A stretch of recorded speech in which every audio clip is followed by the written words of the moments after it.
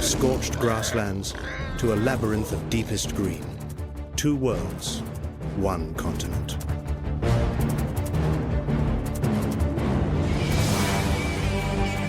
Where light is a luxury, life grows ever more fragile and ever more fierce.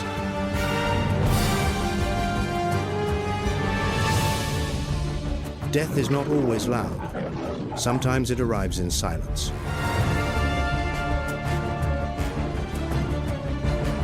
In the world of predators, the smallest miscalculation is paid for with a life. There are no second chances.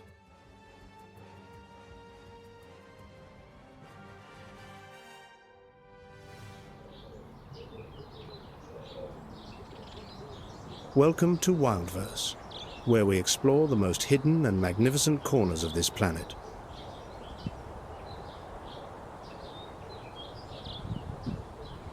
Under the scorching midday sun of the East African savanna, not a single cloud offers shelter. Golden grass stretches to the horizon like a vast carpet woven by time across millions of years.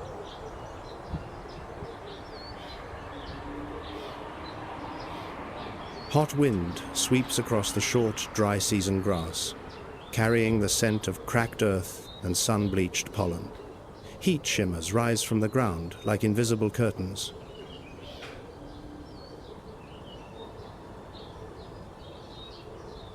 In the middle of the grassland, 3 golden shapes lie motionless.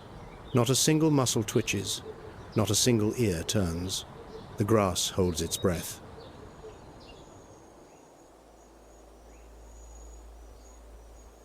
Three lionesses press themselves flat against the ground, fur blending with the withered grass, eyes half open waiting. They have been here since before noon.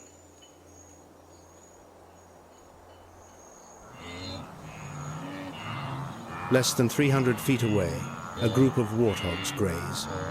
They kneel on the calloused pads of their wrists, heads low, snouts ploughing the soil for tender roots.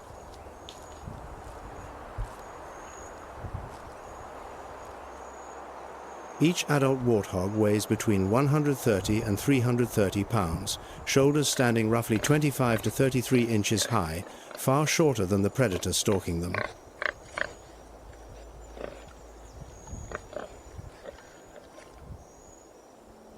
Tails held straight like antennae while moving a herd-keeping signal, a silent method of communication that has persisted through millions of years of evolution.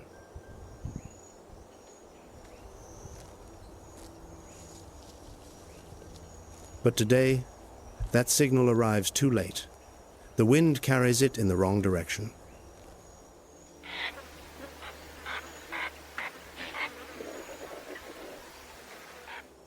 A female warthog separates from the group, moving toward shorter grass where visibility opens wide, but cover vanishes entirely. A fatal mistake.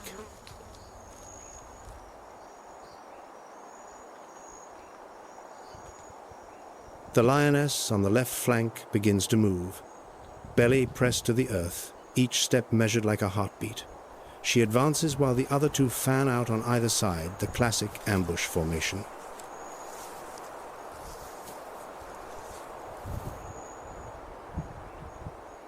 "30 feet, 20 feet, dry grass rustles beneath her belly. The warthog lifts its head for an instant, then lowers it again. 10 feet.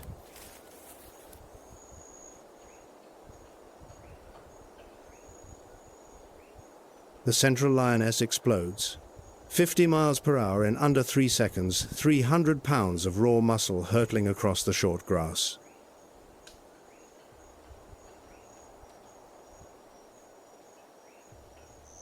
The warthog bolts at 30 miles per hour, cutting sharp, unpredictable angles, but the distance is already too short.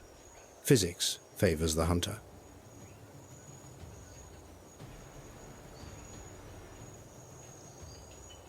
A forepaw strikes the prey's ankle tapping executed with precision, measured in tenths of a second. The warthog crashes forward.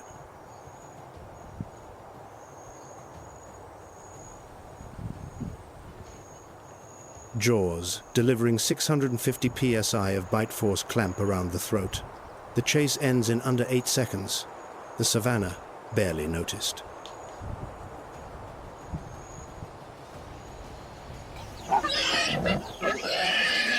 The lionesses converge around the kill. No chaotic scramble, each one knows her place in a hierarchy shaped from the moment of birth.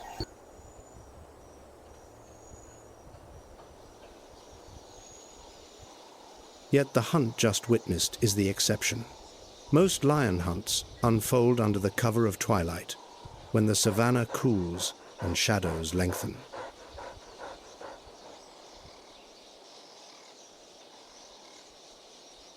During daylight, success rates hover around 17% for solo attempts, rising to 30% when the full pride coordinates.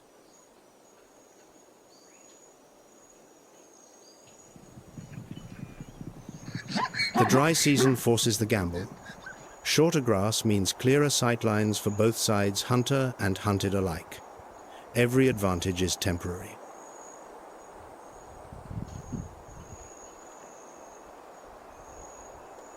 Warthogs are no easy prey. Upper tusks grow up to 10 inches long, and old males can carry curved tusks reaching 24 inches.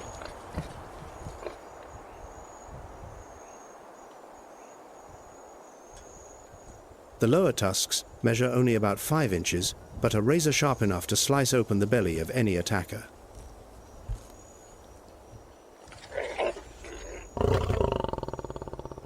And they possess a defensive tactic few species can match. When pursued, a warthog dives into its burrow backward rump first, face turned outward, tusks aimed directly at the enemy.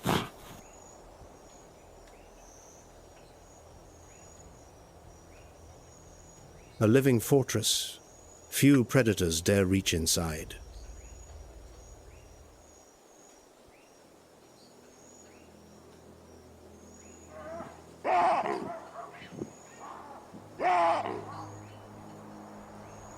Lion's the only cat on Earth that lives in organized social groups. A typical pride comprises 5 to 15 related females, 2 to 3 males, and their growing cubs.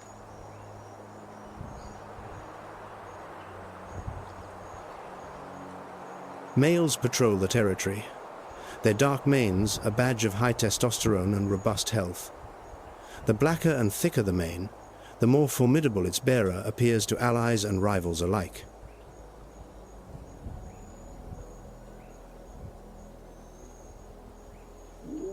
A lion's roar carries 5 miles, powered by uniquely square-shaped vocal folds, a territorial declaration that rolls across the savanna each time the sun drops below the horizon.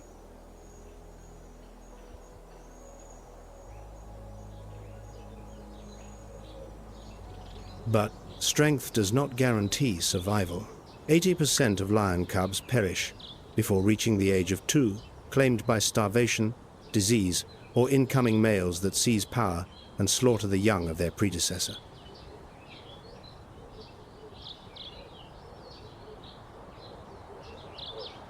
The International Union for Conservation of Nature lists the lion as vulnerable. Only 20,000 to 23,000 individuals remain in the wild, a decline exceeding 43% in just 2 decades.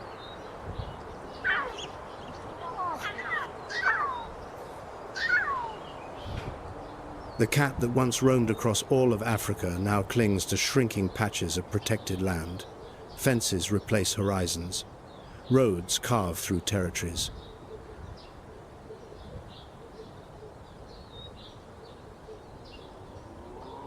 But lions need sunlight. They need open savanna. They need clear sightlines. Without these, they are diminished.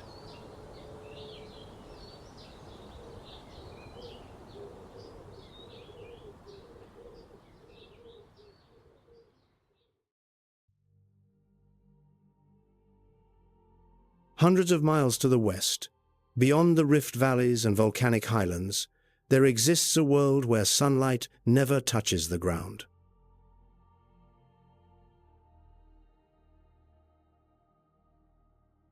The Congo River, 2,920 miles long, the deepest river on Earth, with points plunging beyond 720 feet winds, through the heart of Africa, like a boundary drawn in the earliest ages.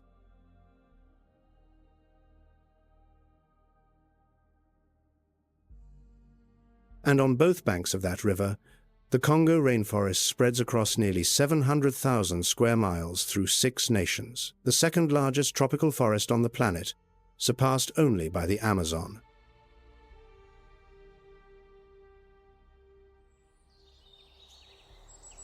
Here, perpetual shade holds dominion. Light cannot penetrate a canopy stacked 3 and 4 layers deep. The air hangs heavy with moisture, rich with the scent of rotting wood and living moss.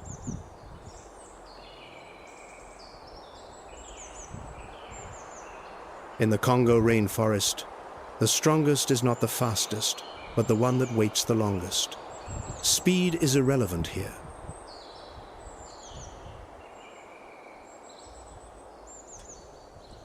Mist rises from the still water surface. Reeds taller than a grown person line the swamp in dense ranks. Not a single ripple disturbs the glassy calm.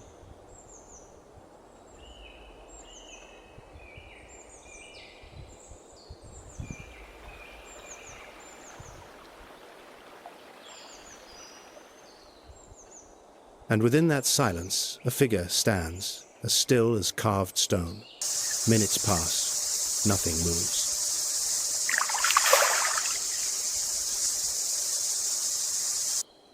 The shoebill, 3.5 to 4.5 feet tall, wingspan stretching 8.5 feet.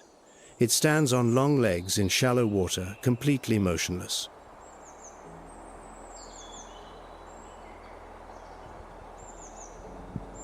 The bill, roughly 8 inches long, broad and heavy as an old wooden clog, is the only weapon it needs.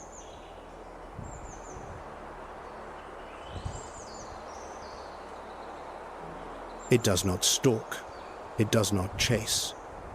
It simply stands 30 minutes, 40 minutes, sometimes longer eyes locked on the water, waiting for a lungfish shadow below.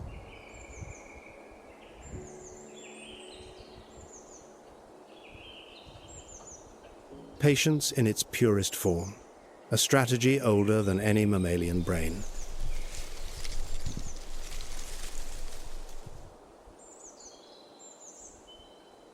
Then, in 1/10 of a second, everything changes. The enormous head plunges downward, bill splaying wide, crashing into the water with force enough to seal every escape.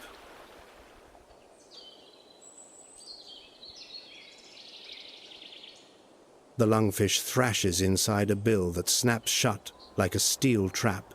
The shoebill clamps down, shakes off the water, swallows, then returns to its position, motionless, as if nothing had occurred.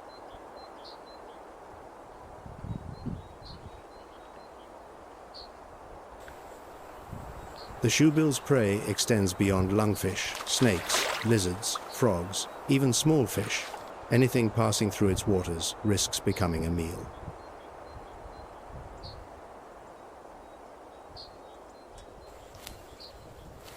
It is the lungfish, that primordial fish, equipped with actual lungs, forced to surface for air, that betrays its own position. Each time the fish rises, a ring of ripples spreads outward, and the shoebill counts.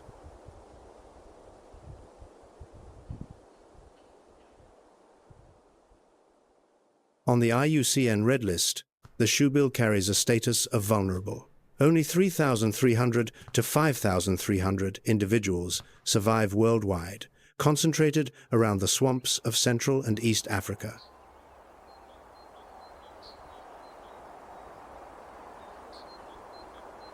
The shoebill's presence serves as a barometer of wetland health. Where the shoebill persists, the freshwater ecosystem remains intact.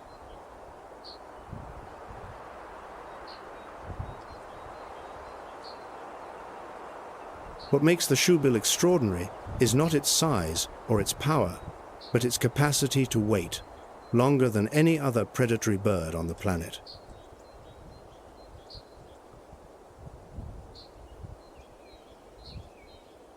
In a world where speed often determines the victor, the shoebill proves that absolute stillness is also a masterpiece of evolution.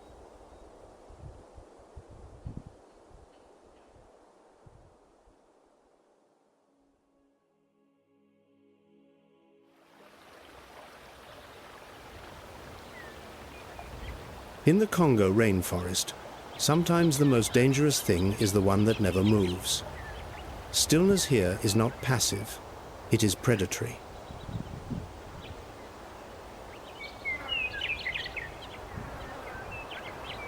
The shoebill is not the only creature in the Congo that has mastered the art of waiting. Deeper in the forest, where light slips through narrow gaps in the canopy, another predator lies in ambush, quieter, more lethal.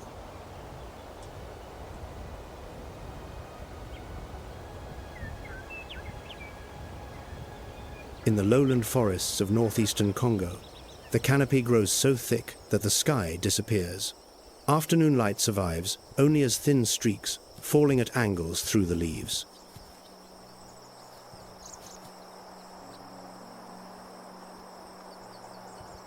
In the middle of broad daylight, submerged in that dark green world, a tawny brown shape lies motionless on a branch 15 feet above the ground.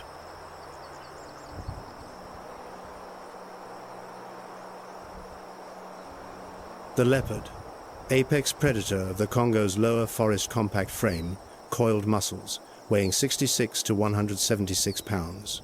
Rosette-patterned fur fractures its outline against dappled light.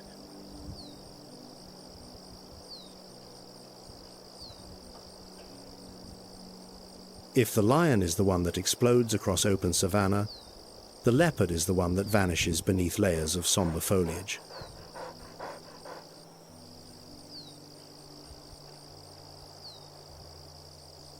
Solitary, silent, it ambushes from tree branches or from beneath dense undergrowth. When prey passes monkeys, duiker, antelope, birds, even fish, a lightning lunge ends everything.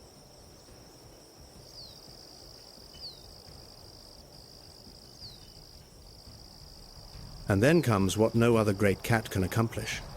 The leopard drags its kill heavier than its own body up into a tree.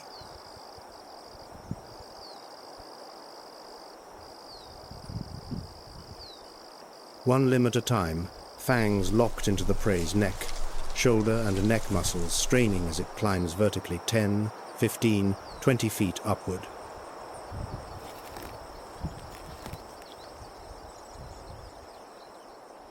High in the branches, the prize remains secure from scavenging red river hogs, marauding columns of army ants, and any terrestrial opportunist seeking to steal a hard-won meal.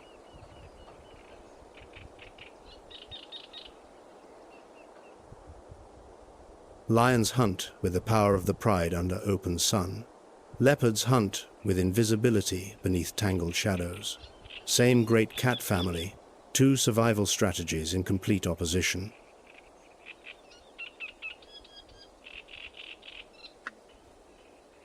The IUCN Red List records the leopard as vulnerable. In the Congo, they are almost ghosts, appearing and vanishing without a trace, rarely captured by camera traps. Some researchers spend entire careers without a single sighting.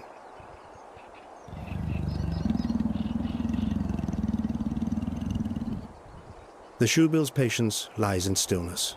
The leopard's patience lies in invisibility. Two philosophies, same result.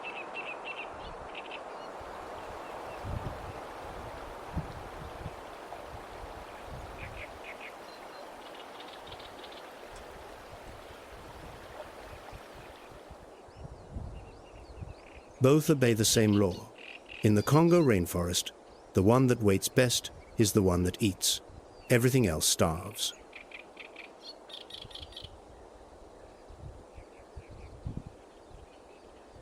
The leopard is not the only resident here.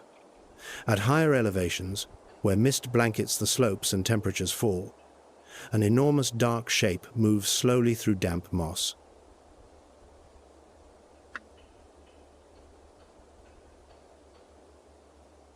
What advances needs no concealment, no speed, no invisibility, only presence.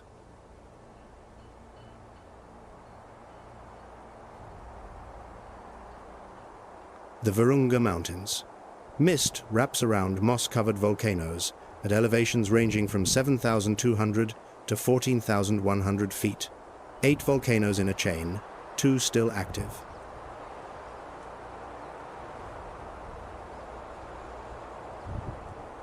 Here, the air is thin and damp, the ground carpeted with leaf litter several feet deep, and sound is swallowed by fog before it can travel far.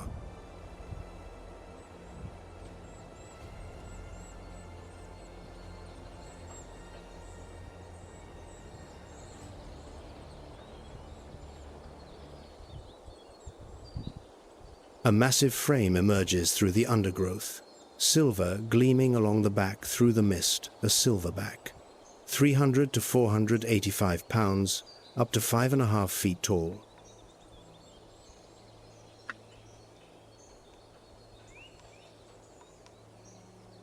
The mountain gorilla, the largest living primate on the planet, and one of the species that compels humans to question the line between us and them.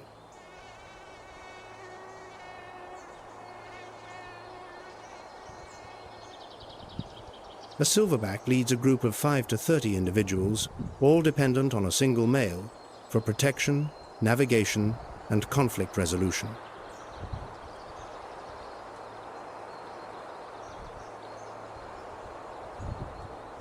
Each morning, the group wakes from sleeping nests woven from branches and leaves each individual in its own nest, freshly built at the end of every day. The silverback leaves his last, only after confirming that all is calm.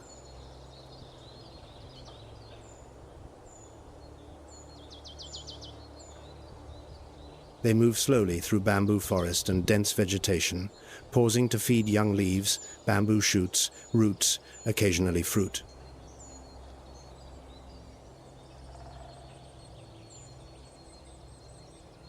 Feeding occupies most of the day, an unhurried rhythm of life that few primates possess the physical dominance to sustain.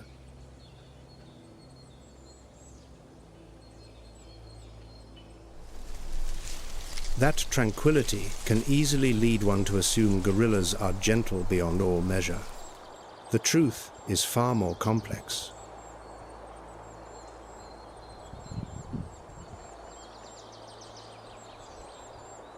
A strange noise at the forest edge, perhaps a young male gorilla from another group, perhaps a sign of human presence.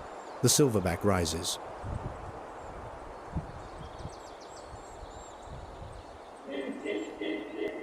Chest inflated. 2 enormous hands pound down on the chest. The sound of chest beating carries over a mile through the Virunga mist, a deep thudding resonance like war drums.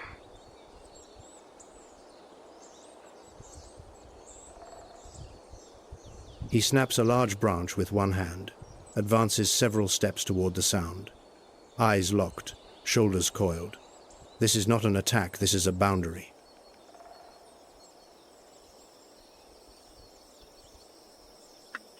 Cross it, and everything changes. The forest knows the difference between warning and war.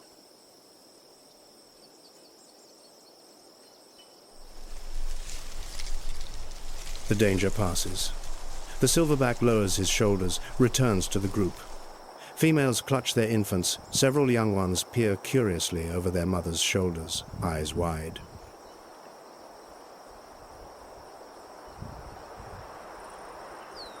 The slow rhythm resumes. Feeding, moving, resting, feeding again. Patience here is not about waiting for prey. It is about waiting for the young to grow strong, through one rainy season and then another dry.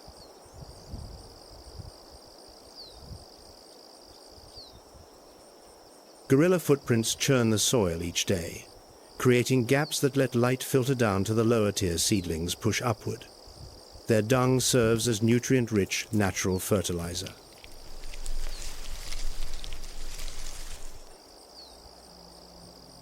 The Virunga forest regenerates piece by piece, carried forward by the footsteps of its largest primate. An ecosystem shaped not by wind or water, but by knuckles and weight.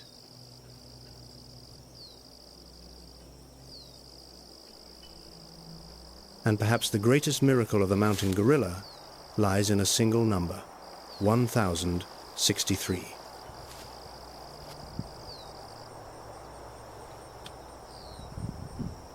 That is the total number surviving divided between the Virunga Range and Bwindi Forest. In 2018, The IUCN downgraded their status from critically endangered to endangered, one of the century's finest conservation victories.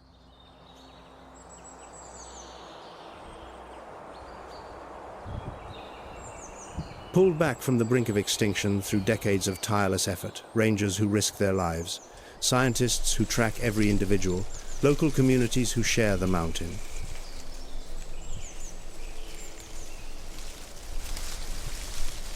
Yet 1,063 remains a fragile number. A single epidemic, a single armed conflict, a single wave of deforestation. Any one event could reverse it all.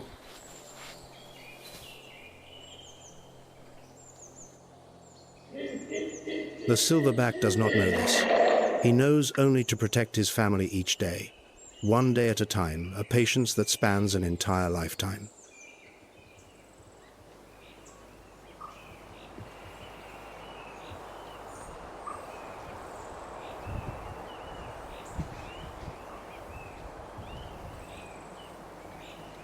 Gorillas are not the only primates in need of protection in the Congo.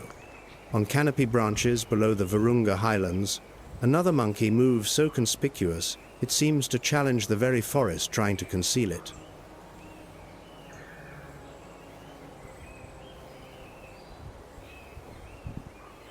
High in the canopy, 40 to 50 feet above the ground, a black and white shape launches across the gap between two branches, long white fur streaming behind like a cape unfurling in the wind.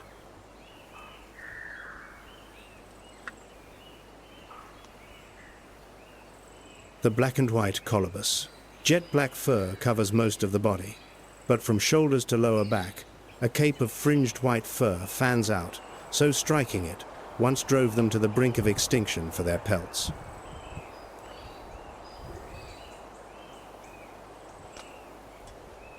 Weighing 11 to 31 pounds, a tail up to 35 inches long covered in white fur splaying out like a feathered brush used as a rudder when leaping between branches 50 feet apart.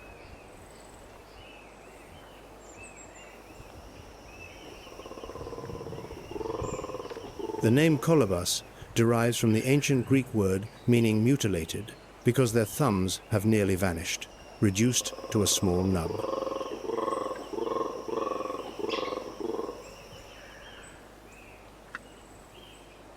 Evolution traded the gripping thumb for brachiation speed. Four-fingered hands transformed into perfect hooks, grasping and releasing branches in the blink of an eye.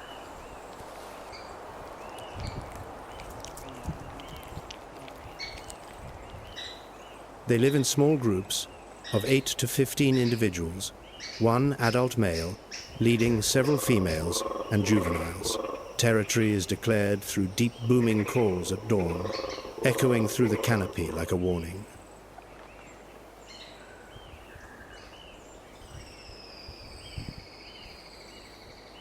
What makes the black and white colobus irreplaceable in the Congo forest lies in its stomach, not in speed, not in strength, in digestion.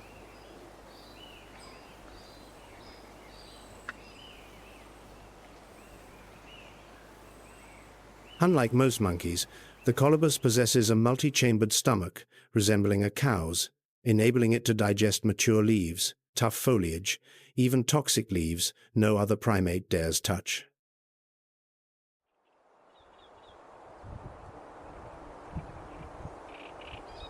They are the most specialized leaf eaters in the primate world.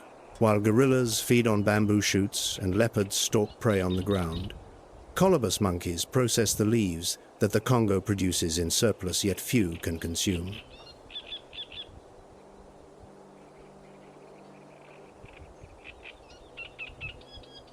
Infants are born covered entirely in pure white fur, a vivid contrast against the jet-black coat of the mother. In the first months, the entire group shares care, a communal babysitting system rarely seen among primates.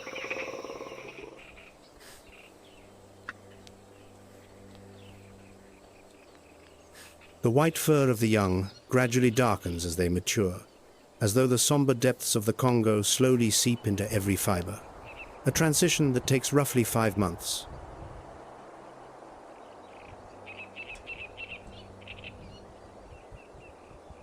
Yet that striking white fur on both infants and adults is not always an advantage. Against the deep green of the canopy, a fluttering white cape is a signal that predators above never miss.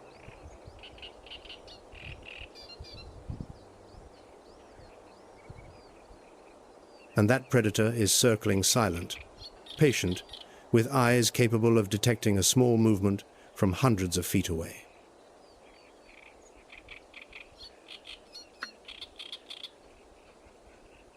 The IUCN lists the eastern black and white colobus as least concern, but across many regions of the Congo forest, populations are declining due to habitat loss and hunting.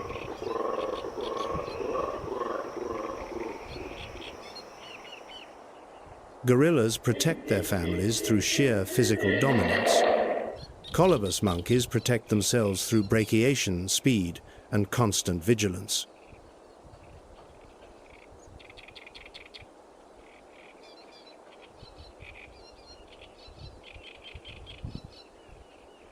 Both inhabit the same mountain range, the same forest, yet occupy two different ecological tiers: gorillas on the ground, colobus in the upper canopy, and both face threats descending from above the leaves.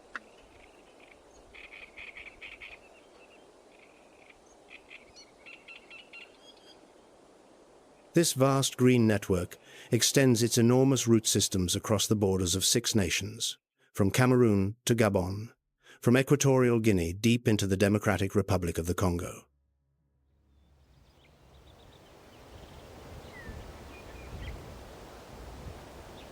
More than 10,000 plant species inhabit this place, 30% of which are endemic, found nowhere else on Earth. 400 species of mammal, over 1,000 species of bird.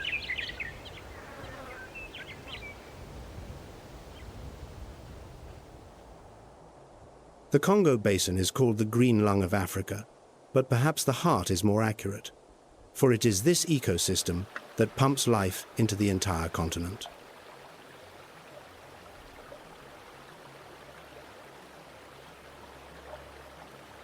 And hidden beneath the forest's surface, a discovery that stunned the scientific world. Cuvette Centrale, the largest peatland on the planet, spanning 64,700 square miles, storing approximately 30 billion tons of carbon.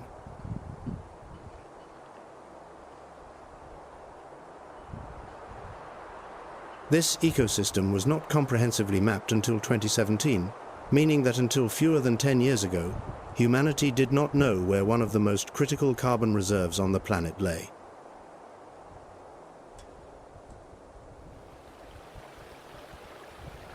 If this peatland is disturbed by logging, mining, or climate change, 30 billion tons of carbon will be released into the atmosphere.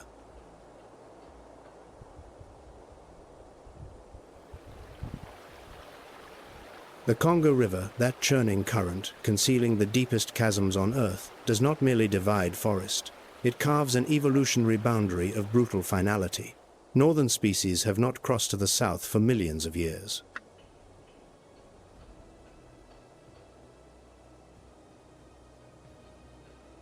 Virunga National Park, the oldest in Africa, established in 1925, spanning roughly 3,000 square miles, where volcanoes remain active shelters both the gorillas and the colobus encountered earlier.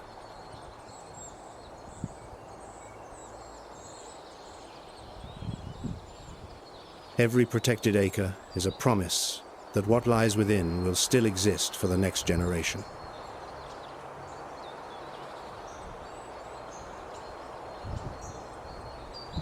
Life on the Congo canopy belongs not only to the colobus and the creatures that hide. On the forest floor below, a horde of hundreds is on the march, carrying the most vivid markings in the entire primate world.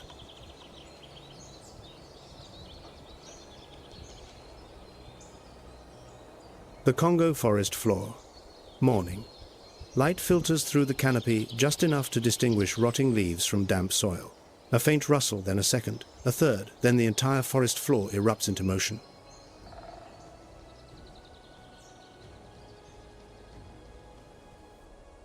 Hundreds of shapes move at once, not a small troop of 10 or 20.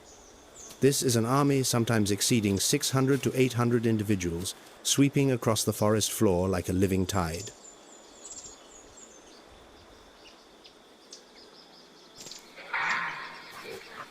The mandrill, the largest monkey among Old World primates, adult males, weighing 70 to 119 pounds, nearly 3 times the size of a female.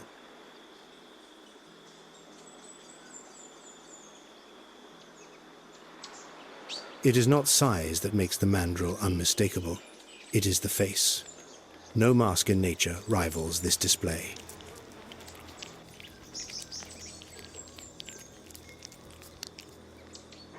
Two bony ridges run vertically along the nose, blazing cobalt blue.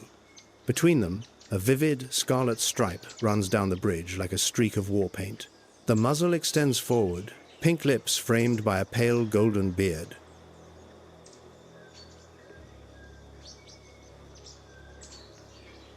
No primate on Earth wears a palette this vivid across its face. And this is not decoration, it is language. Each shade broadcasts status.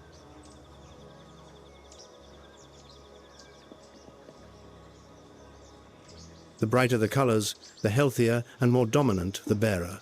High testosterone drives facial pigments to burn more intensely. The alpha male wears the brightest face. A deposed male fades.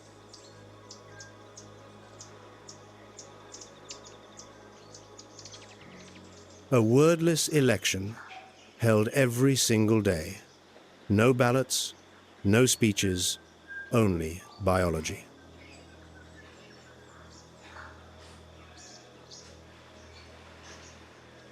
A mandrill horde moves primarily on the ground, flipping leaves for fallen fruit, seeds, insects, occasionally small lizards or scorpions. They are the supreme opportunistic omnivores of the Congo forest.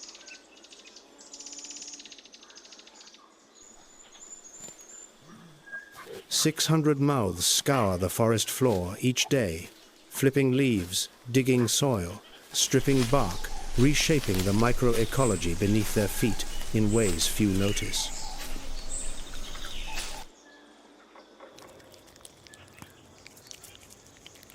Females and infants occupy the center of the horde, the safest position. Young males patrol the outer ring, more alert, more exposed.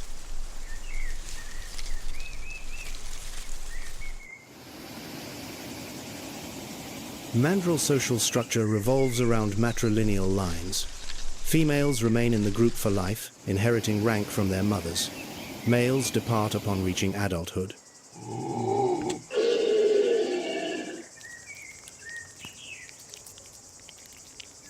They may live alone for months before joining another horde, particularly during breeding season, when they return to compete for mating rights.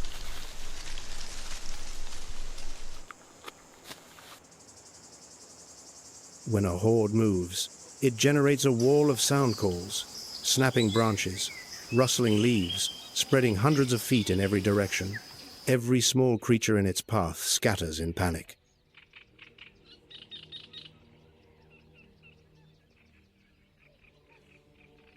And that very chaos attracts others. Opportunity follows disruption.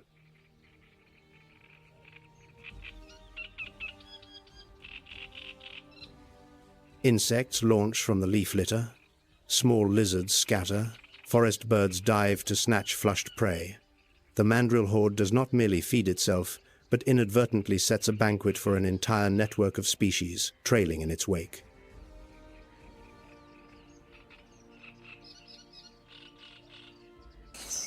Yet mandrills are also prey. Leopards stalk from low branches. African rock pythons coil beneath the dense humus, and from above the canopy, another predator watches.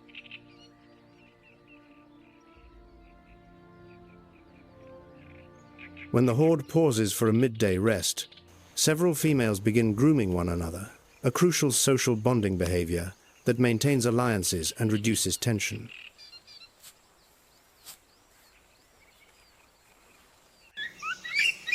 Juveniles tumble around the base of trees, somersaulting and grabbing each other's tails, unaware that every game is forging skills that will one day save their lives.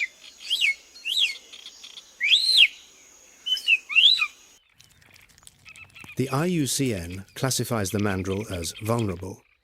Deforestation and the bushmeat trade are pushing the most colorful-faced primate on Earth toward a precarious edge.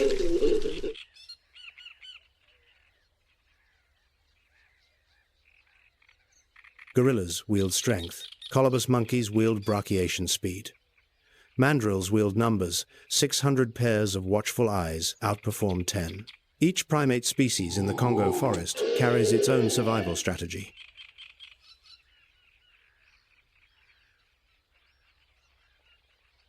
But no strategy is sufficient against the predator circling overhead, the one that even gorillas must look up to watch as its shadow slides across the canopy.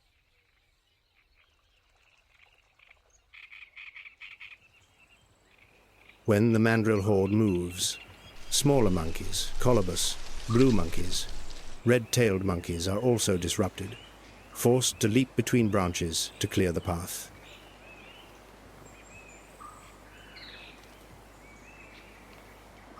That movement sends ripples across the canopy surface, and from above, a pair of golden eyes reads every ripple, misses nothing.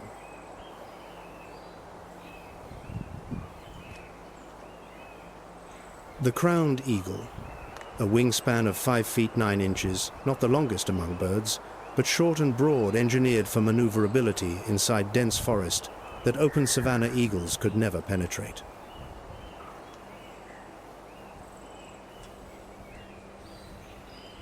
£7 to 10 pounds, not large, but what it lacks in mass, it compensates with pure crushing power concentrated in its talons.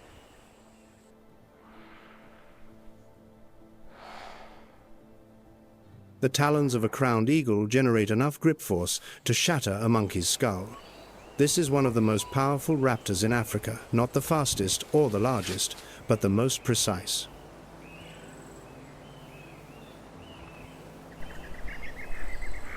It perches on a high branch, head tilted, eyes scanning the canopy below, waiting.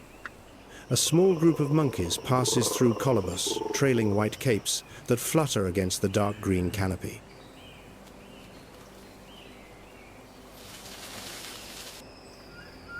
They do not look up, a fatal error. In the Congo, looking down means dying from above.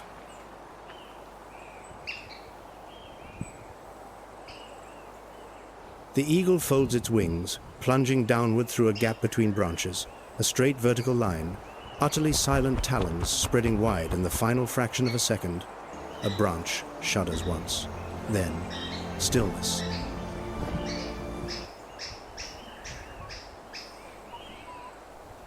It hauls the prey up to a high perch, a place beyond all competition. Atop the Congo canopy, the crowned eagle reigns without a throne.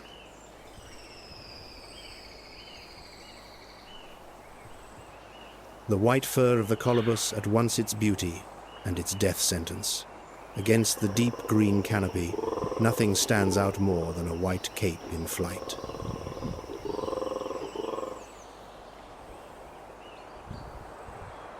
The crowned eagle knows this. It does not need to search for prey, it only needs to wait for prey to reveal itself.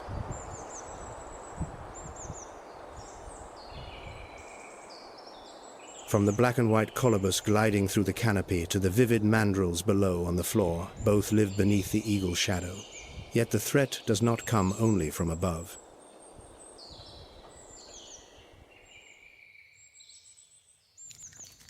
On the forest floor, where mandrills forage and light survives only, as dim streaks another predator has been lying in wait for a long time. It needs no wings, no climbing, no movement at all.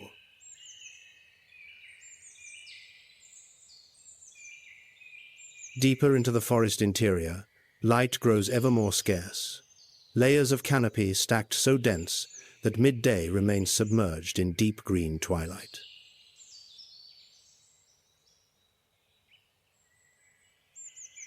The Congo forest floor. Dead leaves piled in layers brown, ochre, grey, dark red, a carpet of decay accumulated over millions of years, several inches thick. The smell of wet earth and fungal networks fills the air.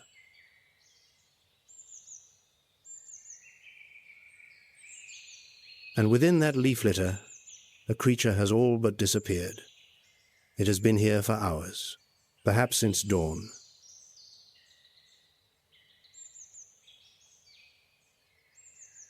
The gaboon viper, up to 6 feet long, weighing up to 18 pounds, one of the heaviest venomous snakes in all of Africa. Its girth rivals a grown man's forearm.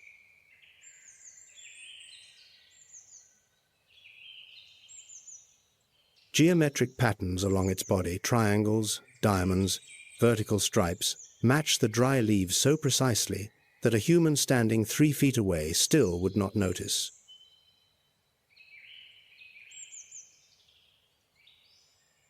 A triangular head, as wide as an adult fist, lies flat against the leaves, motionless, for hours, sometimes an entire day. Waiting costs nothing.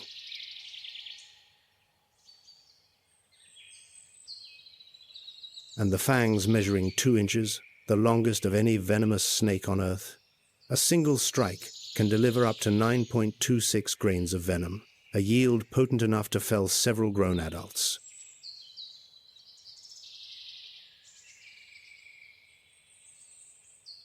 But the gaboon viper does not chase. Never. It waits more patient than the shoebill, more invisible than the leopard, until prey walks directly to it.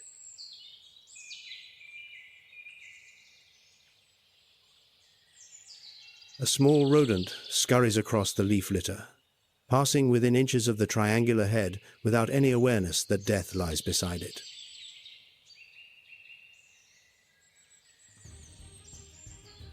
Then, in 1/1000th of a second, the strike erupts.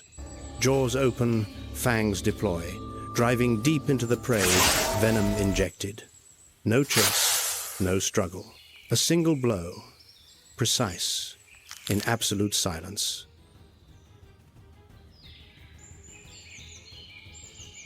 The gaboon viper retracts its fangs, withdraws a few inches, and waits for the venom to take effect. The rodent manages a few steps before collapsing.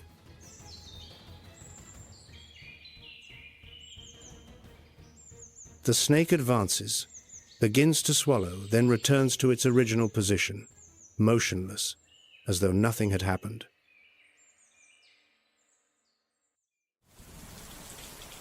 In the Congo rainforest, danger does not always arrive with a roar or a scream. Sometimes it lies still beneath dry leaves, waiting in perfect silence.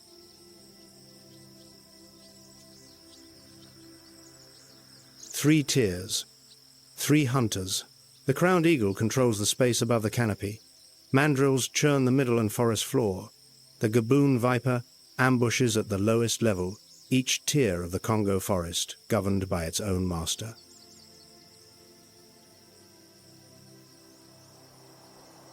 And the most silent always prevails. Noise is weakness, stillness is power.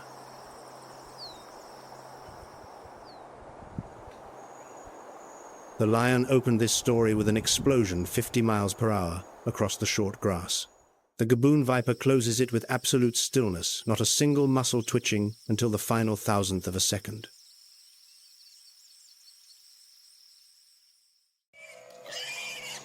Two extremes of patience, 2 methods of killing, the same inevitable outcome. Nature never chooses favorites.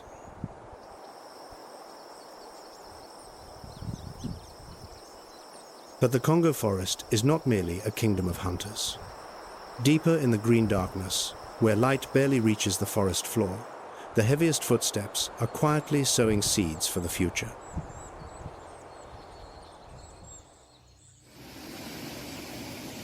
Deeper into the core of the Congo forest, light becomes an ever greater luxury. 4 layers of canopy stacked upon one another transform midday into perpetual dusk. Humidity hangs at 90%, thick enough to taste.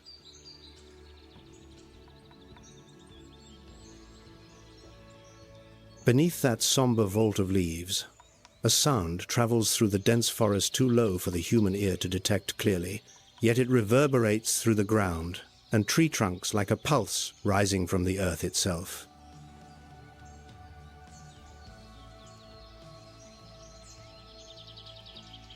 the low-frequency call of the forest elephant. A conversation between giants that humans cannot hear.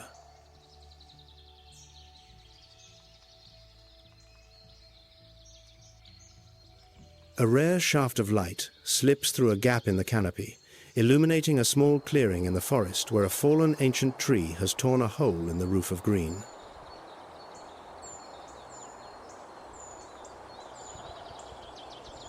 And within that clearing, an enormous grey shape moves. 4,000 to 10,000 pounds, 2 to 5 tons, shoulders rising up to 8 feet tall, the Congo forest elephant.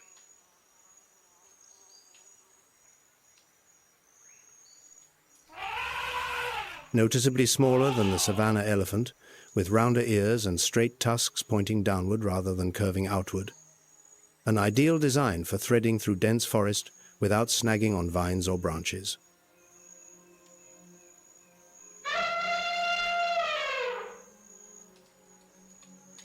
But the forest elephant's most critical role lies neither in its strength nor its size. They are the gardeners of the forest nature's most effective landscape architects.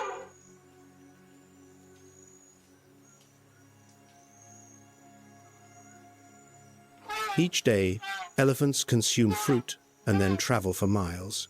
Seeds pass through the digestive tract, falling to the ground with dung, a perfect fertilizer package at sites thousands of feet from the parent tree.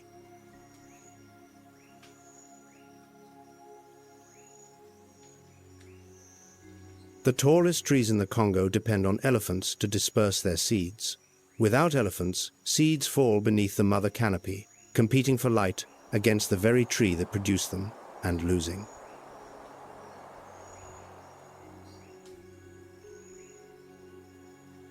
Without elephants, the Congo forest would gradually become a uniform block of green species poor, stagnant like a garden abandoned to weeds, with no one left to tend it.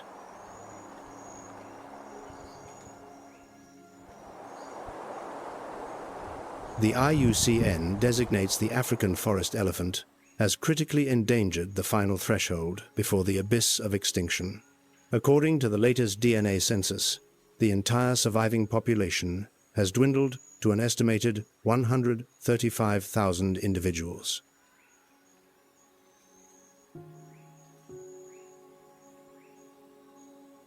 Beneath the dense canopy, where visibility extends only a few dozen feet, low-frequency calls serve as the connective thread. Herds separated by miles maintain contact through vibrations no predator can detect.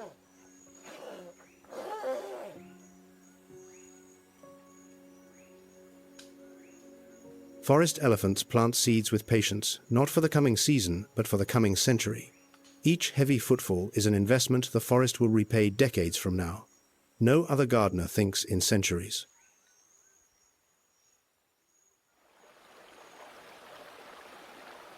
Beneath the thickest canopy layer, less than 2% of sunlight reaches the forest floor. A world submerged in a twilight zone in the middle of the day where every sound amplifies and every movement becomes a mystery.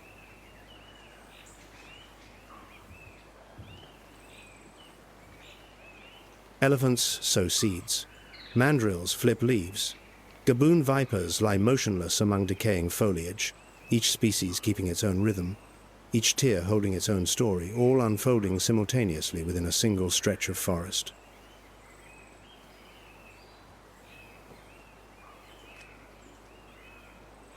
The leopard lies still on a high branch, dissolving into the somber leaf layer of the canopy. Invisibility remains its greatest weapon, even when the sun stands directly overhead.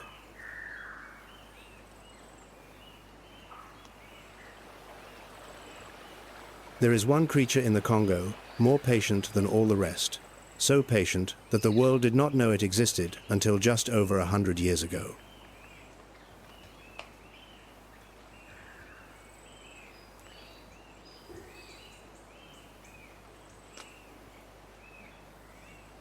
Forest elephants sow seeds that create new stretches of woodland. Okapis feed on the young leaves of those very trees. The two species never interact directly, yet the survival of one depends on the footsteps of the other.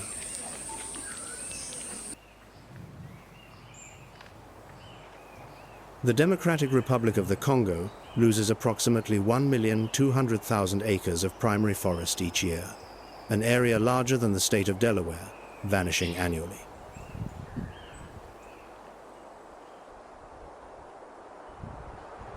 "72% of the global cobalt supply lies beneath this nation's soil. Every smartphone, every electric vehicle carries within it a piece of the Congo.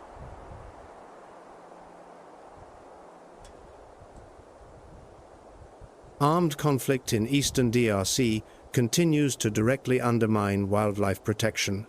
Rangers killed, national park boundaries breached.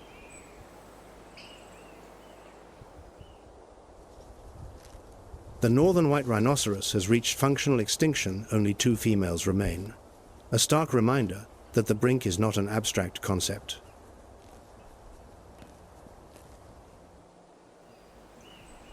Virunga National Park, where gorillas guard their families, still stands after a century. Salonga National Park, 12,950 square miles of protected wilderness, still shelters forest, elephants, and okapis.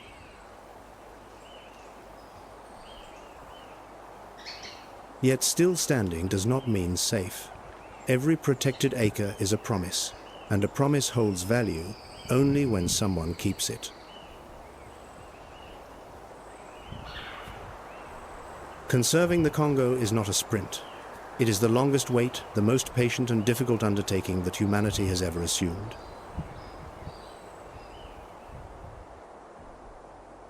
From the African savanna, where lionesses lie motionless in the grass waiting for a warthog to stray, to the marshes where the shoebill stands frozen for 30 minutes awaiting a lungfish to surface.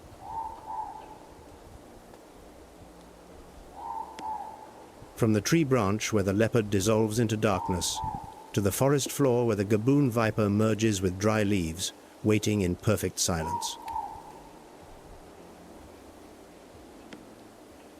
From the Virunga highlands, where a silverback pounds his chest to protect his family, to the canopy where black and white colobus soar between branches, the shadow of a crowned eagle gliding above.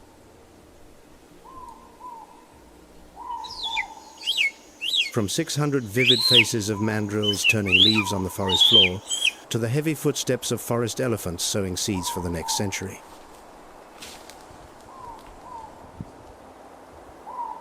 Every ecological tier, every life, begins and ends with the same lesson. The one that waits best survives the longest. This is not metaphor. This is ecology. And perhaps that lesson is also meant for those of us who watch from afar, waiting for the Congo forest to emerge from this century intact. In the Ituri forest, sunlight slips through the gaps between leaves and gills, the lingering dewdrops. A black and white striped tail flicks softly, then vanishes behind the undergrowth. The okapi ghost of the Congo dissolves into the deep green of the canopy, as it has done for millions of years.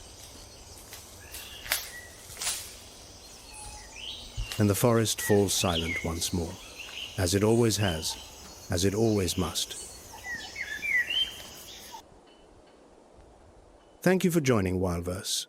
The natural world still holds countless stories waiting to be told. We will see you on the next journey.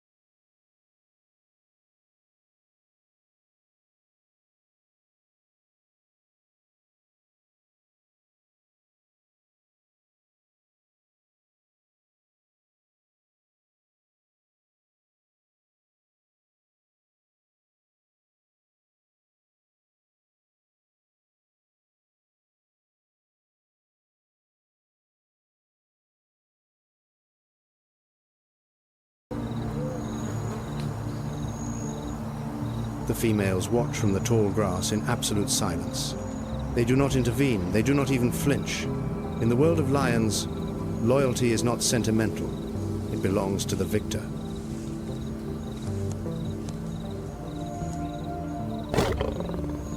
Lions are the only big cats on Earth that live in organized social groups. That social structure, the pride, is not merely a family unit. It is the most formidable war machine ever assembled on the African savanna.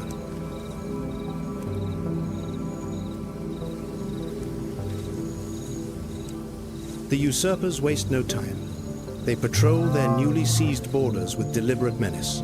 Their roars carry 5 miles through the still night air, a thunderous declaration of sovereignty over land that has just changed hands.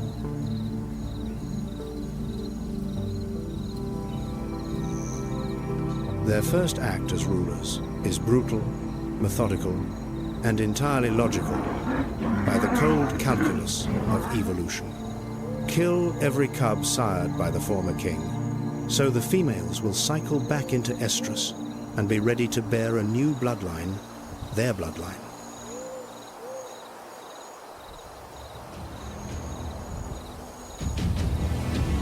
"80% of all lion hunts take place under the cover of darkness. When night descends across the savanna, the lionesses transform into phantoms, silent, patient, lethal. Their preferred striking distance narrows to just 100 feet.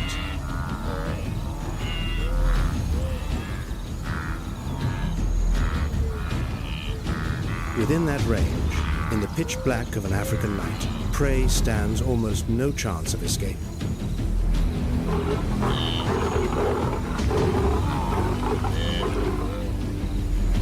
The killing technique of the lioness is clinical in its precision. She clamps her powerful jaws around the trachea and holds with unrelenting force until the victim suffocates. No tearing of flesh, no wild biting at the neck, only sustained pressure and the patience to wait for the last breath.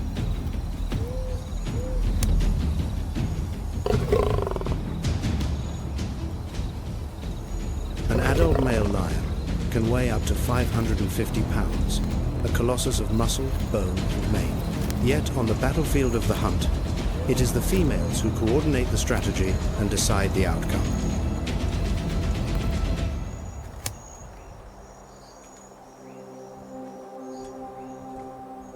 Welcome to WildVerse, where we explore the greatest battles ever waged in the natural world.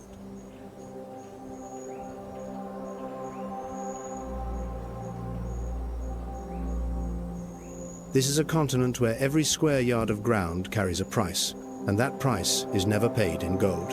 It is paid in blood, in fang and claw, in the unyielding will to endure that has been forged across millions of years of evolution.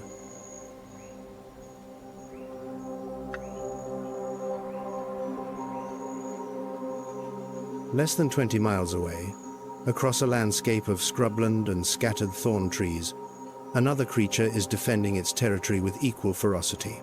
Not with a pride, not with numbers, but with a mobile fortress weighing 3,000 pounds.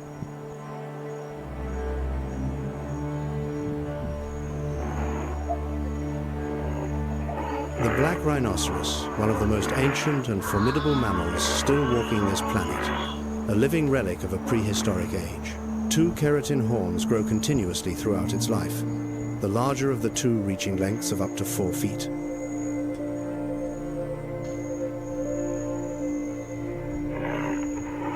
A rhino's horn is not bone, nor ivory, nor any mineralized tissue. It is made entirely of keratin, the same humble substance that forms a human fingernail, yet compressed so densely that it is hard enough to pierce solid wood.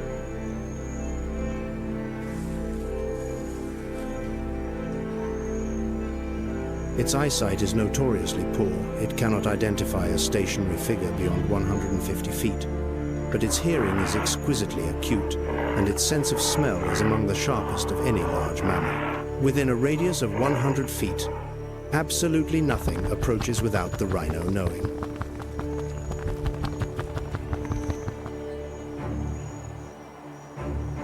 When threatened, it does not retreat. It does not hesitate. It charges straight at the perceived danger at 34 miles per hour.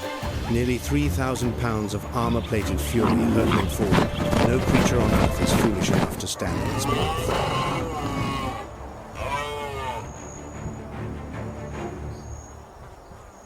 The black rhino lives in deliberate solitude, needing no herd and tolerating no company beyond mating season. Each adult male controls his own patch of territory, marking its perimeter methodically with dung middens and urine sprays, a complex chemical map that only its own kind can decipher.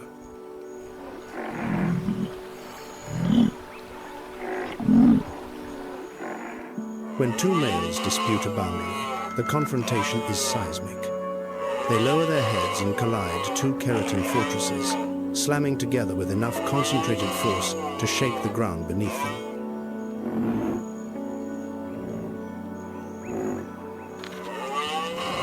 But the rhino's most dangerous enemy possesses no fangs, no claws, no natural weapon of any kind. It carries a rifle and a chainsaw.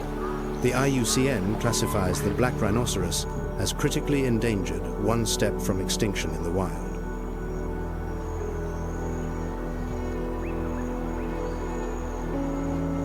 A keratin horn with zero proven medicinal value, composed of the same protein as a human fingernail, has pushed an animal that survived 60 million years of asteroid impacts, ice ages, and continental shifts to the very brink of extinction.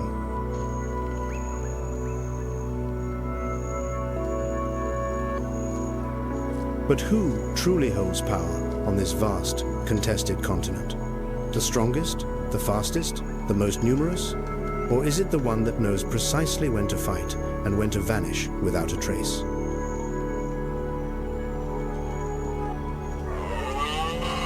The answer begins with the most unlikely warriors of all creatures, that few would ever think to call survivors.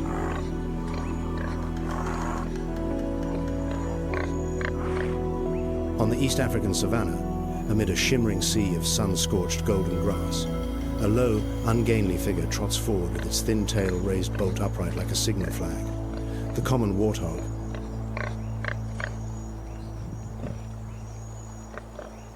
Weighing under 330 pounds and standing less than 3 feet tall at the shoulder, it cuts an unimpressive silhouette. Most predators dismiss it entirely, but underestimating a warthog is a grave and sometimes fatal miscalculation.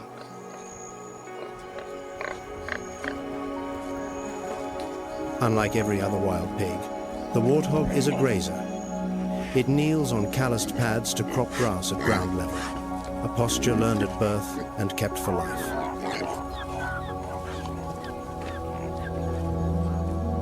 The thick, fleshy bumps that corrugate its face are not true warts at all. They are pads of natural armor, tightly packed concentrations of fibrous tissue, evolved specifically to shield the eyes and jaw during the violent sparring bouts that punctuate warthog life.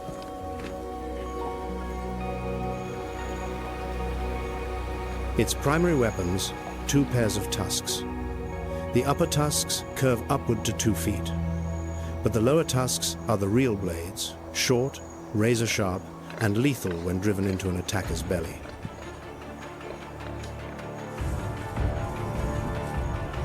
When a leopard charges, the warthog does not flee in panic.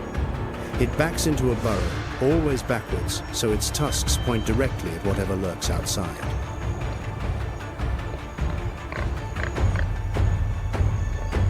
These burrows are not of their own making. Warthogs commandeer abandoned aardvark dens, an energy-saving tactic that any military strategist would admire.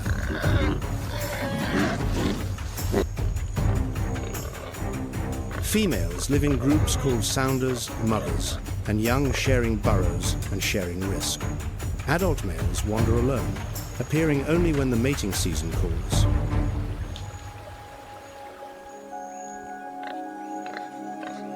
Their diet extends far beyond the humble grass they kneel to reach. Roots, tubers, bulbs, insects, bird eggs, even rotting carrion, the warthog consumes anything remotely edible that it encounters. This unselected, omnivorous appetite is perhaps the ultimate survival strategy on a continent where food sources shift with the seasons.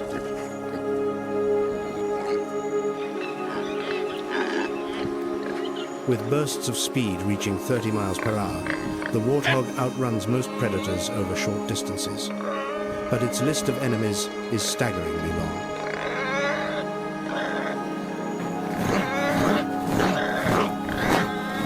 When running, the warthog raises its tail bolt upright like an antenna, a signal telling the entire group which way to flee. In grass that stands head high, that tail is the only compass.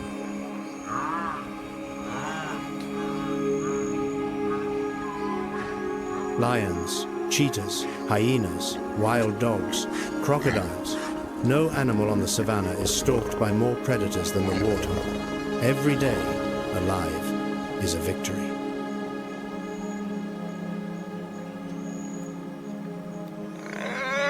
The warthog's strategy is not built on strength, nor speed, nor cunning in the conventional sense. It is built on humility, the deep, instinctive knowledge that it is small and vulnerable, and the ability to transform that vulnerability into a disciplined, practiced art of staying alive.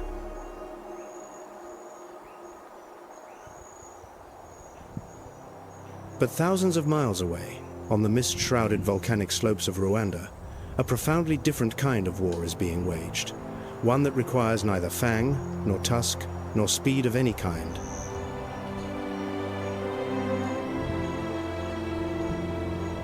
The Virunga Mountains, at an elevation above 8,000 feet, mist clings to every bamboo stem. Nighttime temperatures drop below 50 degrees Fahrenheit.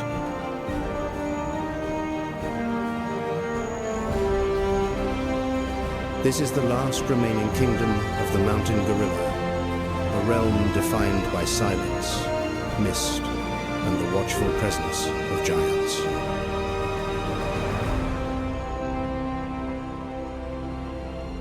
Barely more than 1,000 individuals survive in the wild, scattered across the volcanic highlands of Rwanda, Uganda, and the Democratic Republic of Congo. The IUCN lists them as endangered.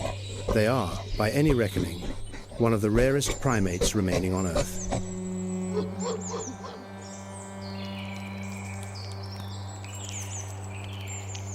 Leading each family group is the silverback, a fully mature adult male, distinguished by the broad saddle of silver-gray hair across his back, weighing up to 400 pounds. He is leader, protector, father, and the sole arbiter of every decision the family makes.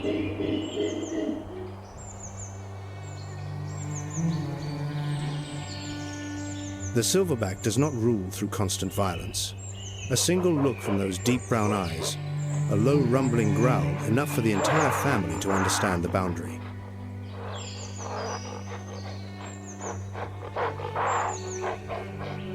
But when a rival male appears at the forest's edge and challenges his authority, every vestige of diplomacy evaporates. The silverback rises to his full height, and the sound of massive fists pounding against chest reverberates through the thick undergrowth like war drums echoing from a primordial age.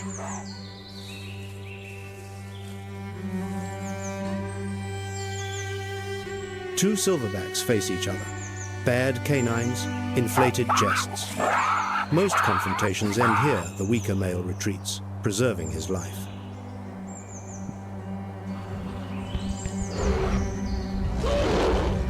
But when neither yields, violence erupts. Bites to the shoulder, to the nape of the neck, capable of inflicting grievous injury.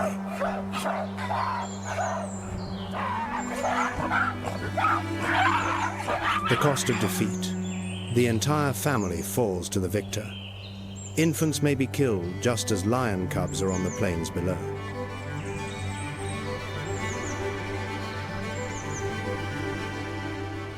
Yet the silverback is also the most tender father in the primate world.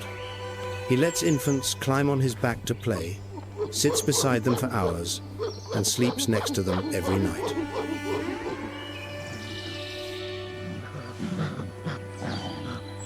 Female gorillas choose a silverback not for strength alone. They observe how he treats the young, how he shares food. Authority here is built on trust.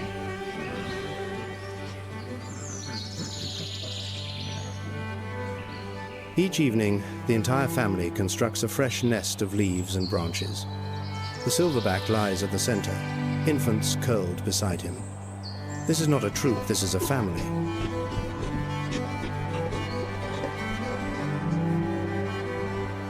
Deforestation, illegal mining, and decades of armed conflict in Africa's volatile Great Lakes region continue to threaten every remaining family group, fragmenting habitats that were already perilously small.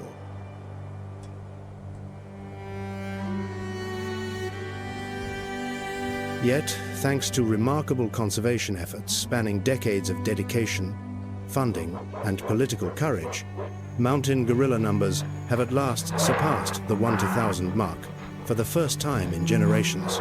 Against all odds, hope endures.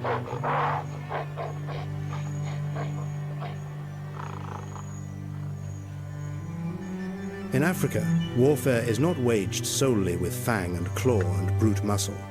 Sometimes the greatest battle of all is the quiet, ceaseless struggle to keep a family intact through each long, uncertain night.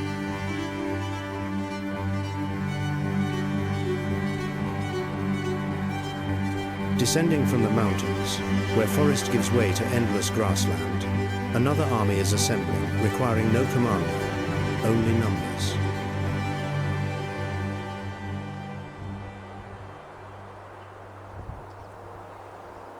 They move like a Roman legion, hundreds, sometimes thousands strong, shoulder to shoulder in a wall of dark muscle and curved horn. The ground trembles beneath their hooves.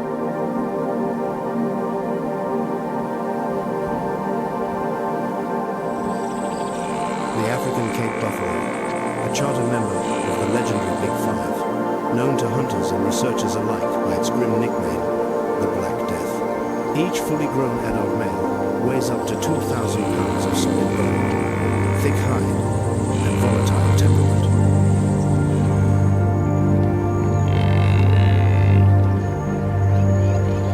Across their broad foreheads sits a shield of massively fused horn, called the boss, a bony plate that reaches full development by the time a male reaches 7 years of age. From that moment on, no impact from any living creature can breach this natural, battle-forged armor.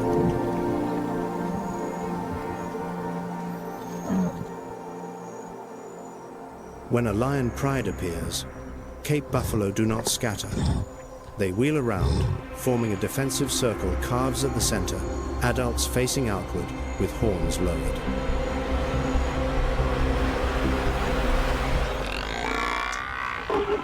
And then, counterattack. A full, organized charge toward the predators.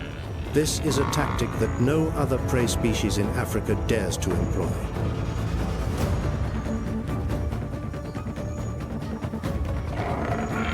A single buffalo can toss a lion skyward. A herd of 1,000 can trample any threat into the dust. Even the rulers of the savannah must think twice.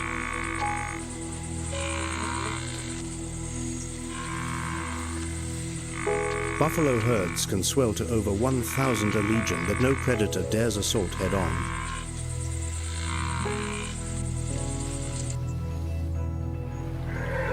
Unlike many savanna grazers, Cape buffalo require water every single day. They cannot survive more than a few hours' march from a reliable source. And so, controlling the water means controlling the buffalo. Every predator on the plains knows it.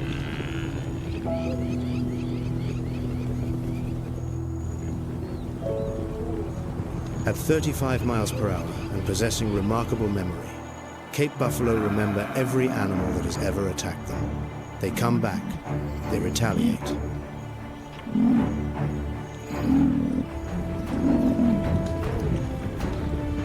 Researchers have documented buffalo returning to find the lion that killed one of their own, sometimes hours later, sometimes the following day.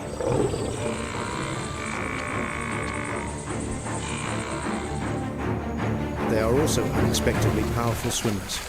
2,000 pounds cutting through river currents without hesitation, muscle driving through water as though gravity were merely a suggestion.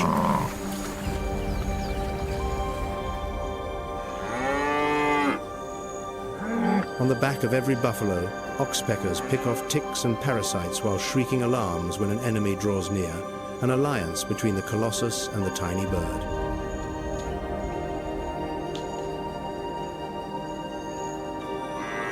Lone bulls, old males expelled from the main herd, wander the fringes of the grassland. They are the easiest targets, yet the most dangerous when cornered.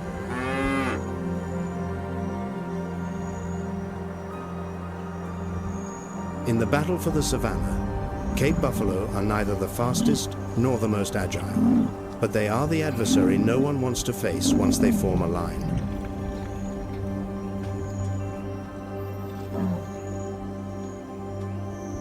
The territorial wars of the savannah are merely a prelude to something far larger. When the dry season descends and the rains retreat northward, when the grasslands shift from emerald green to brittle gold to pale ash, one of the greatest spectacles on Earth is about to begin.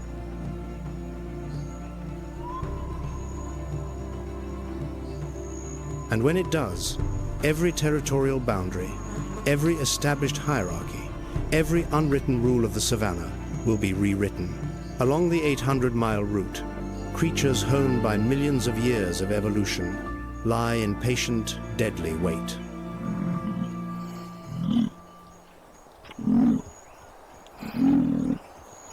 If Cape buffalo fight with numbers, then African elephants fight with a weapon no land animal can match: memory.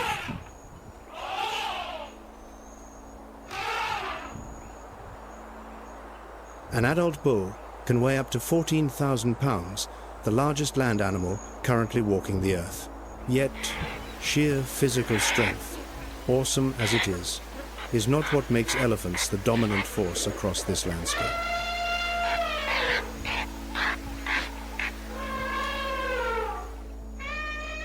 Leading each herd is the matriarch, the oldest, wisest female, her skin creased with the scars of a long life. She remembers every path, every hidden water source, every refuge, and every threat across 7 full decades of existence.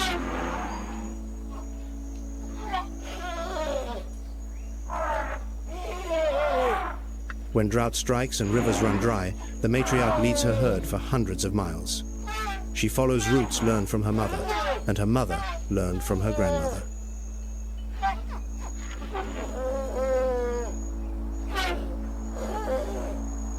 That memory passes through generations like a living, breathing map, updated with each drought, each flood, each encounter with danger. A 60-year-old matriarch carries a navigation system encoded in her mind that no satellite, no GPS, no human technology can replace.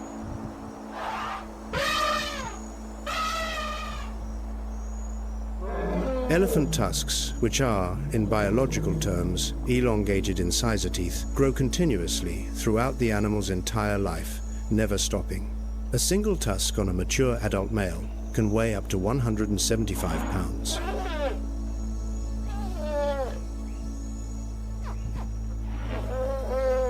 They use their tusks to dig for water in dry riverbeds, to strip bark for food, and to defend the herd in battle.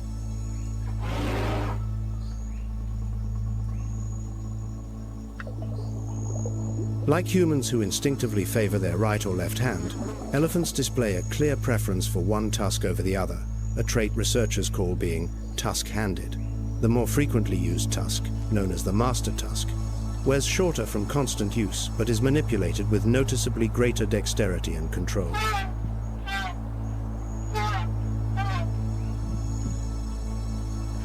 Females remain with the herd for life.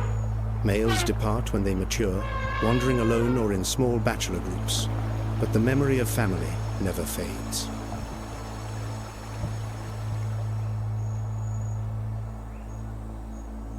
When a member of the herd dies, the entire family pauses. They gather around the fallen body. They reach out with their trunks, touching the skin, the tusks, the face. They stand motionless for hours, as if holding a vigil that only they understand.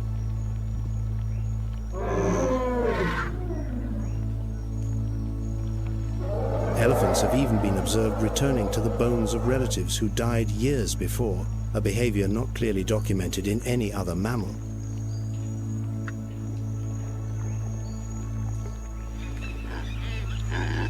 For elephants, memory is not merely a survival tool, it is the invisible thread that binds the entire herd across decades of shared experience. Losing a matriarch does not simply mean losing a leader.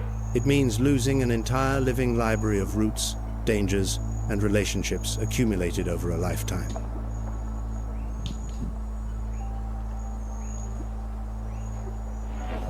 Both male and female African elephants grow tusks, unlike Asian elephants, where only males bear them.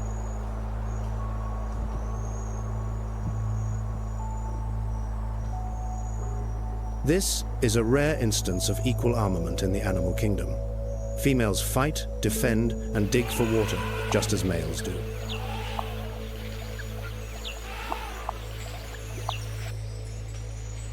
Each day, a single adult elephant consumes up to 300 pounds of vegetation and drinks as much as 50 gallons of water. It is, by any measure, the most voracious consuming machine on dry land, reshaping the landscape with every meal.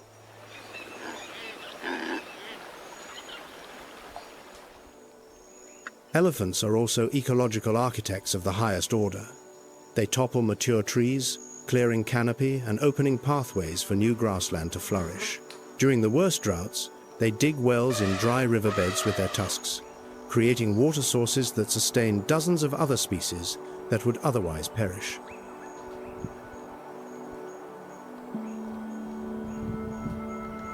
Without the landscape engineering performed by elephants, the open savanna would gradually close into dense, impenetrable forest. Their existence, their feeding habits, their migrations, their very footprints determines the face of an entire continental ecosystem.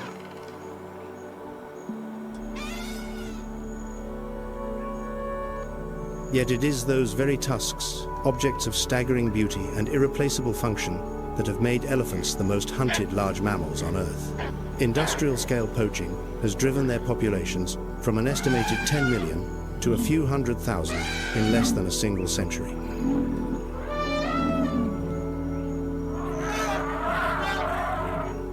The matriarch leads her herd away from roots where she remembers the sound of gunfire. 7 decades of memory now serve not only as a map to water, but as a map to dodge bullets.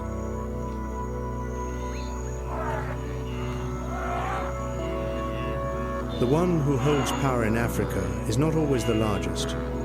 Sometimes it is the one with the longest memory, and no one remembers longer than an elephant.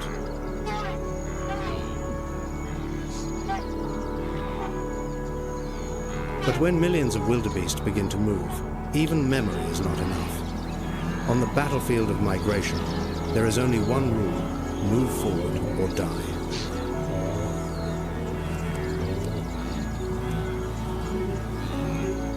One and a half million wildebeest, 200,000 zebras, nearly 500,000 gazelles, 800 miles of open savanna stretching from the southern Serengeti to the Masai Mara in Kenya.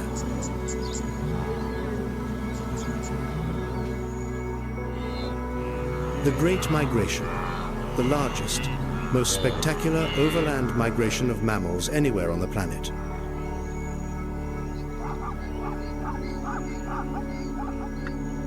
Each adult wildebeest weighs up to 600 pounds of muscle, bone, and sinew. Multiply that by 1.5 million, the combined weight of living flesh rolling across the savanna at any given moment exceeds all human imagination.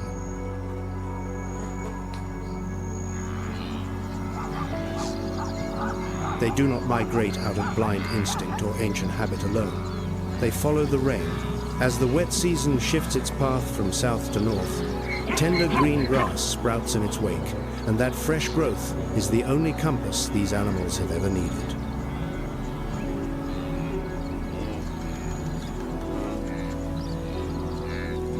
Along the way, thousands of calves are born mid-journey. A newborn wildebeest stands within 5 minutes of birth. There is no other option.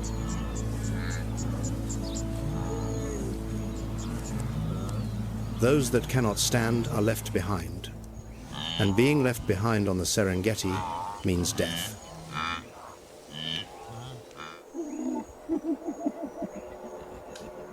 But this grinding, endless march is no triumphant parade.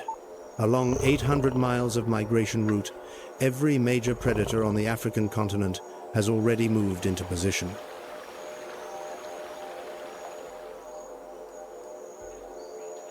Male lions ambush at the riverbanks where the wildebeest arrive exhausted from fighting the current. Ordinarily, the females hunt, but at the river crossings, the males step in.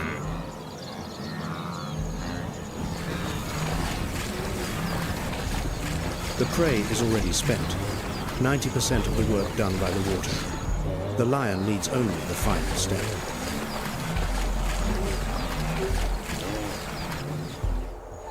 Cortisol surges through the wildebeest's bloodstream as they stand at the water's edge. Reflexes slow, muscles lock, and that is precisely what the predators are waiting for.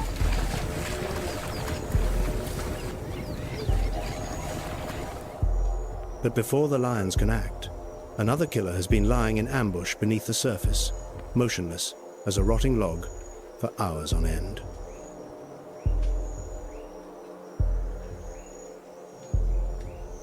The Nile crocodile, the largest reptile in all of Africa and among the most ancient predators still hunting today. Its lifespan stretches 70 to 100 years. Its body design has remained virtually unchanged for 200 million years older than the dinosaurs it once shared the Earth with.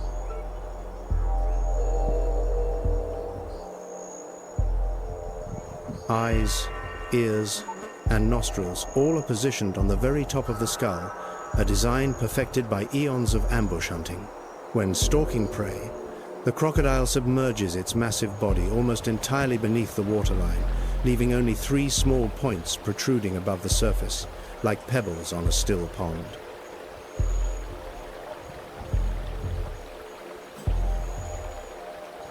A specialized palatal valve at the back of the throat allows the crocodile to open its massive jaws fully underwater without swallowing a single drop.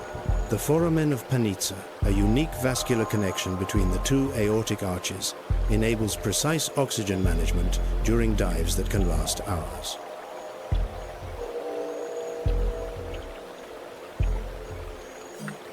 A bite force exceeding 16,000 newtons by a wide margin, the most powerful bite of any living animal on the planet. Stronger than a great white shark, stronger than a Bengal tiger, stronger than anything that currently draws breath.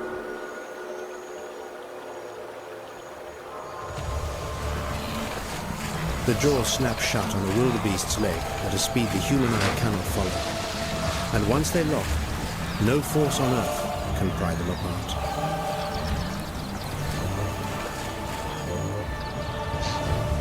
The death roll are violent.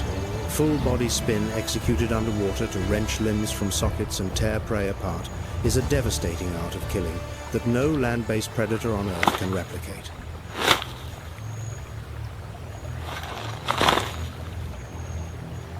"70 teeth line the crocodile's jaws. When one breaks, a new tooth grows to replace it for life. A single Nile crocodile may cycle through 3,000 teeth in its lifetime. An adult can fast for an entire year. But when the Great Migration arrives, a single meal provides energy for months.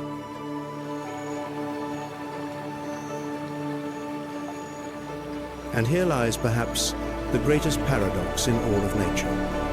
The mother Nile crocodile is unexpectedly, astonishingly gentle.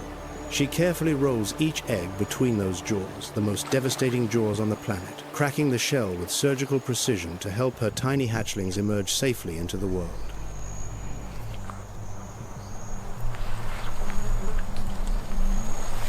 At the Mara River crossing, 3 forces converge. Lions on the bank, crocodiles in the water, raging current in between. The wildebeest are squeezed from every direction.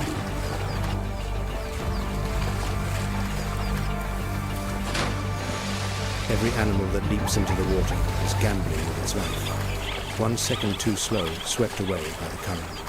1 heartbeat too weak, dragged to the bottom.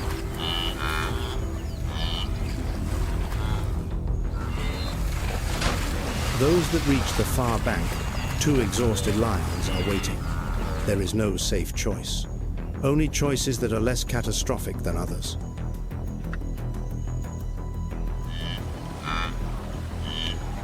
Yet still they jump.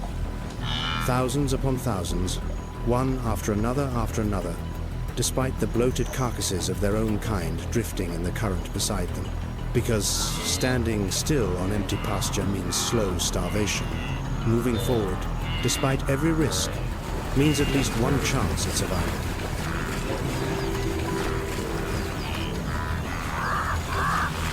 If you find yourself drawn into this struggle for survival, share with WildVerse in the comments. Which species do you believe truly rules Africa?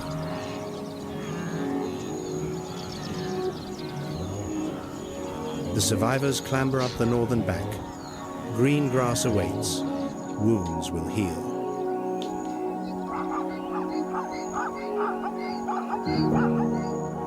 But the battle does not end here. In Africa, every square yard of ground won today must be won again tomorrow.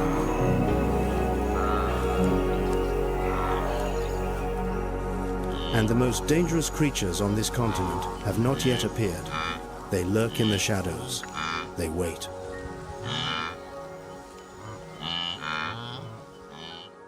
In the deep, enveloping darkness of Africa's open woodland, a phantom is on the move.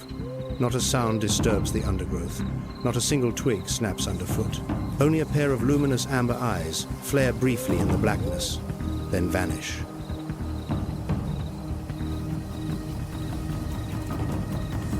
The leopard, the most solitary predator on the continent, averaging 130 pounds, nearly 4 times lighter than a lion, but that is irrelevant.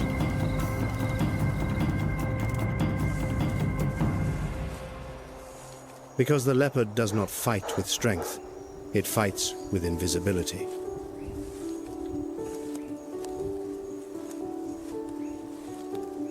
Each male commands a territory spanning 12 to 25 square miles. Females hold 6 to 10 square miles, overlapping with a male's domain when mating season arrives.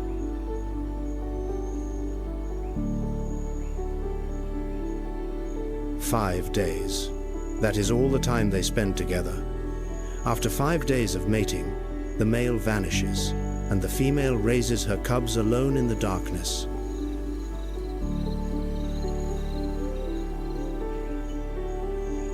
Territories are marked with scent, with claw rakes on bark, with a rasping call that carries through the night.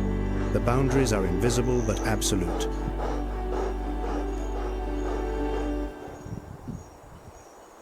When two males encounter each other, the fight unfolds in lethal silence, no thunderous roaring as with lions, only claws and pure speed.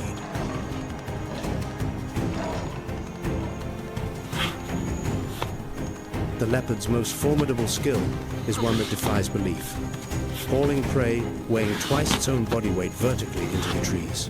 260 pounds of dead weight, hoisted onto a high branch in near total darkness. Powered by nothing but sheer, concentrated muscular force.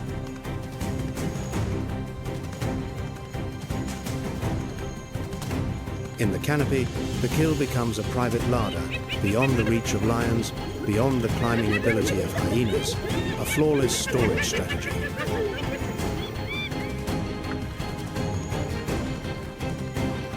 This is the only big cat that routinely exploits vertical space from the ground to the treetops as a combat advantage.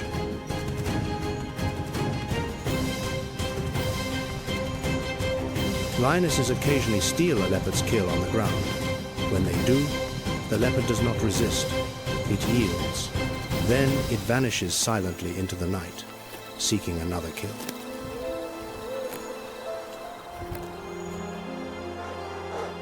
Patience is its weapon. Retreat is its tactic. In the battle for Africa, the leopard does not need anyone to know where it is, only that the prey finds out too late.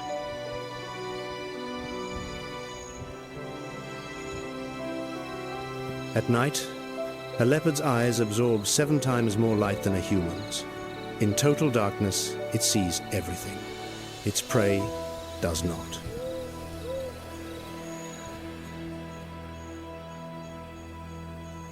The rosette pattern coat, each individual bearing a unique pattern like a fingerprint, provides perfect camouflage in open woodland.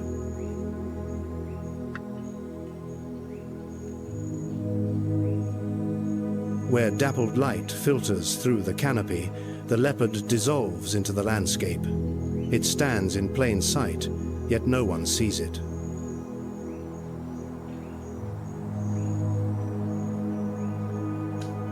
Decades of coexistence with lions, hyenas, and wild dogs have taught the leopard a singular lesson.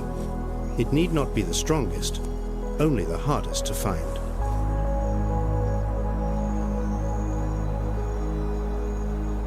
In a world where every battle roars, the quietest combatant is sometimes the one that lives the longest. The leopard has proven this for millions of years.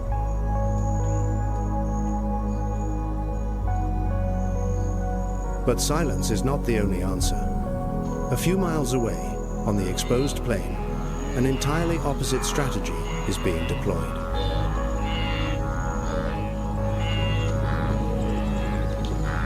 No stealth required, no cover of darkness, just 3 seconds.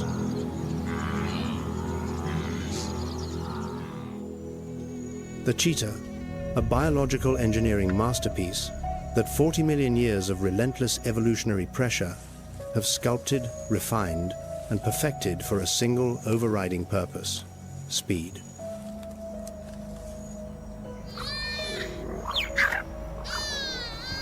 "70 miles per hour, 0 to 60 in 3 seconds faster than most supercars ever built."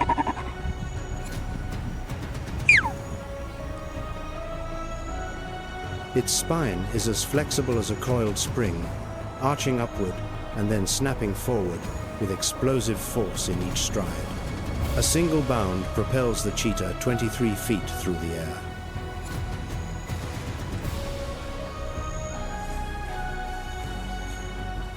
A distance that most animals need several strides to cross, the cheetah covers in one.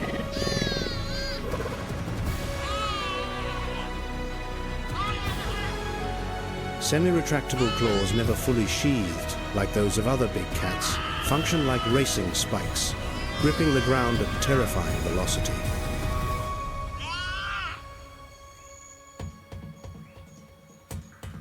The long, muscular tail acts as a rudder, enabling the cheetah to execute 90-degree turns at top speed without flipping over.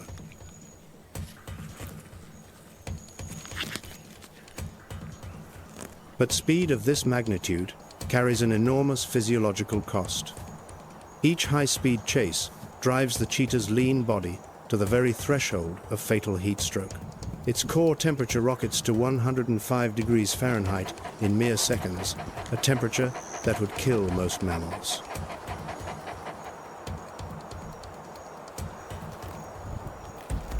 For this reason, the cheetah must end every pursuit within 30 seconds.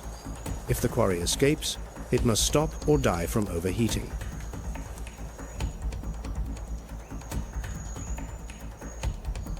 And even after a successful kill, 20 minutes of recovery is 20 minutes of vulnerability. Lions, hyenas, any larger predator can steal the meal.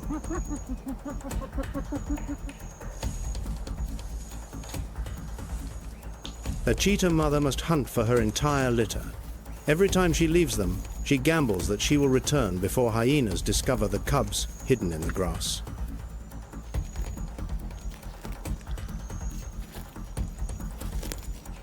The survival rate of cheetah cubs is heartbreakingly low. Only around 5% reach adulthood. The rest are killed by lions, hyenas, or eagles.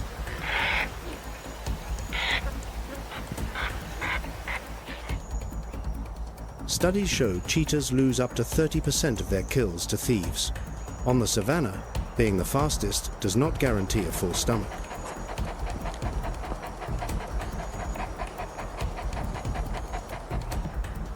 That is the cheetah's greatest paradox. The fastest creature on the planet, yet also the most easily bullied among Africa's big cats.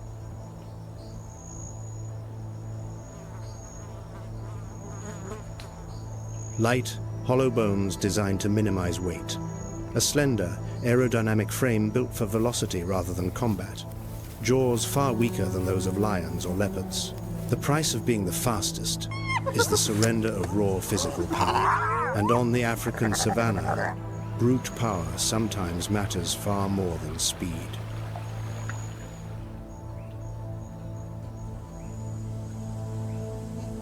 Yet evolution does not make mistakes.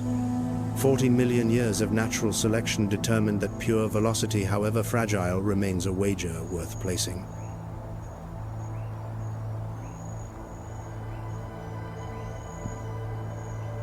Two strategies, two answers to the same question. How does one survive on the most dangerous continent on Earth?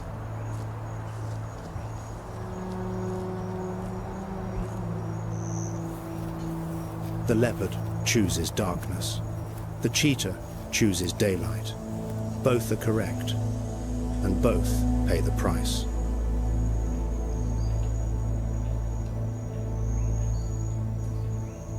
But the battle for Africa does not play out only on the ground. Above, another set of eyes is watching from a height where every struggle below is reduced to tiny specks in motion.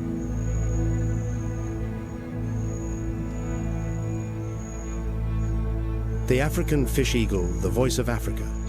Its soaring, piercing cry is the most iconic sound of this wilderness.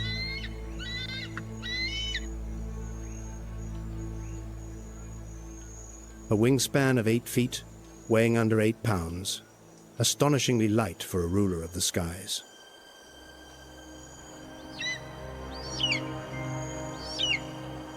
Yet the talons beneath it carry spiracules, tiny barbs on the footpads that grip slippery fish with a hold no other predator can achieve.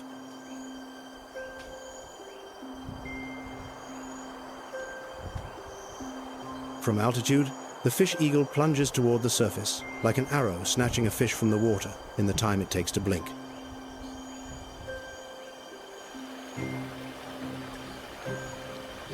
Talons drive deep, wings beat hard. The meal lifts skyward. The entire sequence unfolds in less than 2 seconds.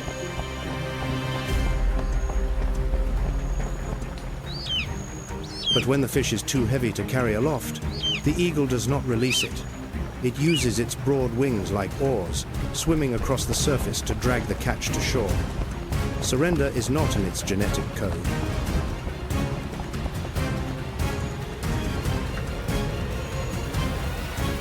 The fish eagle is also a seasoned pirate. It shadows herons, ospreys, even its own kind, and steals freshly caught prey. Kleptoparasitism, a term science coined. But the eagle perfected long ago.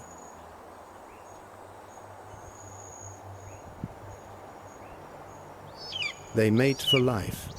Each breeding season, the pair performs aerial acrobatics, locking talons mid-flight and free-falling toward the water before separating at the last possible instant.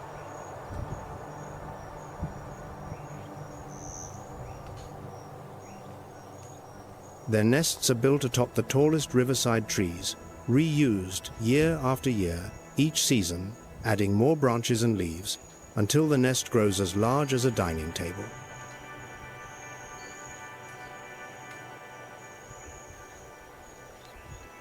The African fish eagle is the national bird of Namibia, Zambia, and Zimbabwe, a symbol of freedom and strength on a continent where both must be fought for every day.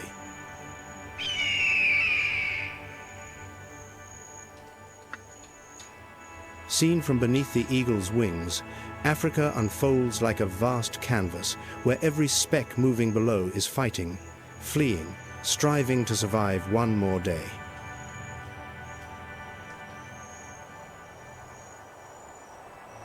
And among all those moving specks, perhaps no species embodies the daily struggle for survival more clearly than the impala.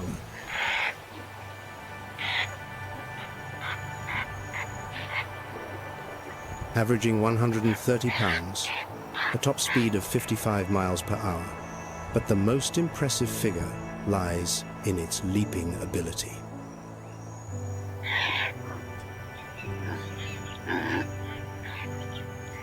10 feet into the air, 33 feet forward, in a single bound.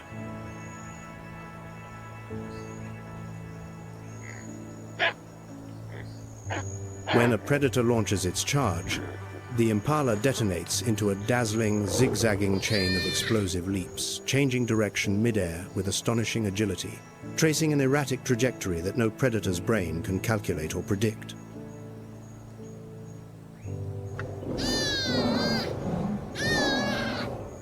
They land on their front legs and kick their hind legs skyward, the stotting display that serves as both a warning signal and a declaration to the enemy.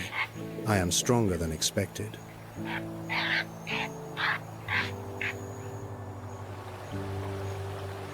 They live in herds, females and young, clustering together, males contesting territory with lyre-shaped horns spanning up to 3 feet.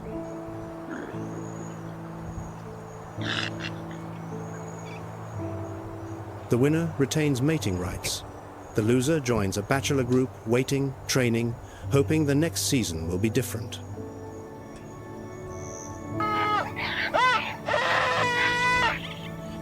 When danger is detected, impala emit a sharp barking alarm that rings across the grassland. Not only impala respond, zebras and other antelope hear it and react. An interspecies alert system.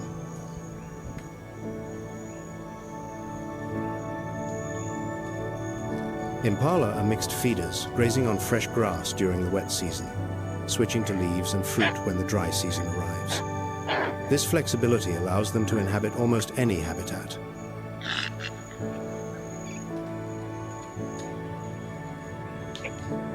From open grassland to sparse woodland, the impala thrives where many other species must move on. That is the secret behind their numbers in the millions.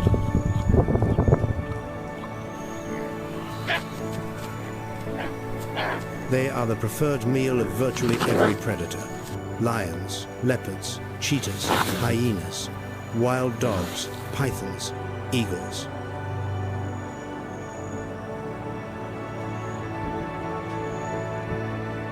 The list of enemies is so long that daily survival is a feat in itself. But the impala turns that feat into routine.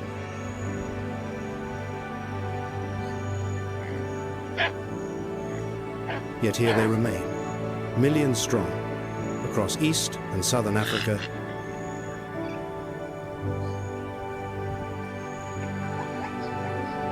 The most ordinary animal on the savannah, and also the most enduring.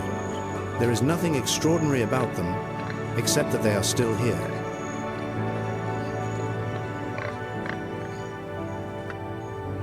Because the impala does not need to be the fastest, the strongest, or the smartest. It only needs to be enough, fast enough to run, agile enough to leap, numerous enough never to vanish.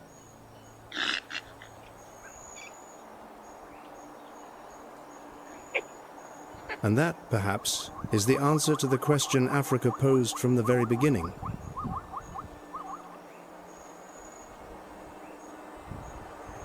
Who truly holds power on this continent?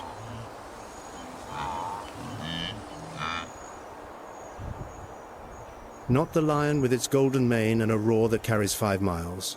Not the elephant with 7 decades of memory. Not the crocodile with jaws exerting 16,000 newtons.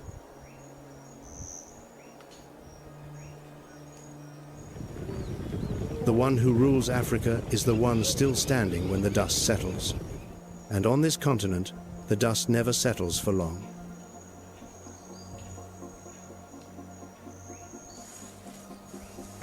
From the lion coalition staging a bloody coup beneath the burning Serengeti sunset, to the impala, zigzagging through a cheetah's lengthening shadow, every single creature on this continent writes a chapter in the longest, most unforgiving book of war this planet has ever known.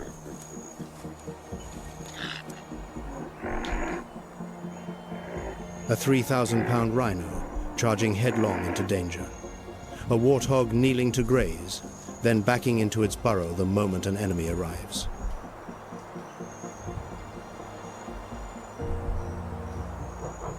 A silverback gorilla pounding his chest to defend his family on a mist-covered summit. Cape buffalo forming ranks to countercharge any predator that dares strike the herd.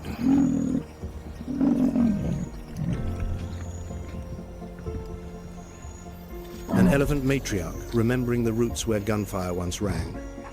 Wildebeest hurling themselves into the Mara River in defiance of crocodiles.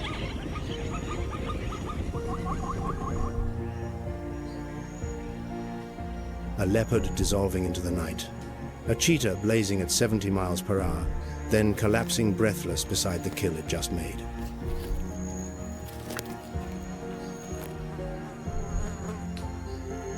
A fish eagle swimming its catch to shore rather than letting go.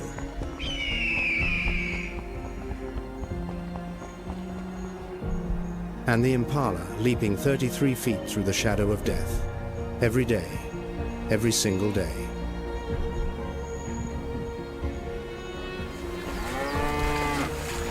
"12 species, 12 ways to fight, one continent and one answer. In Africa, no one wins forever, but life always prevails."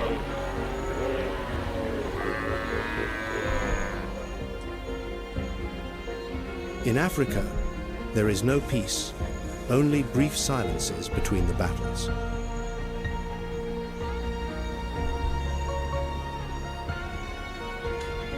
Yet within that unending war, life has never once stopped marching forward.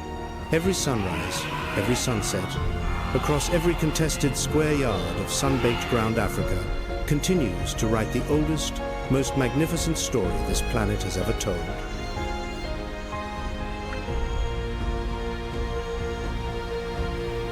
Thank you for joining WildVerse.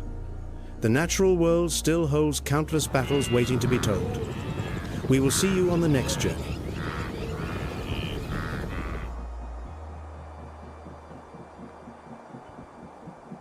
And for those who have not yet subscribed, now is the best time, because in Africa, those who arrive late often miss their share.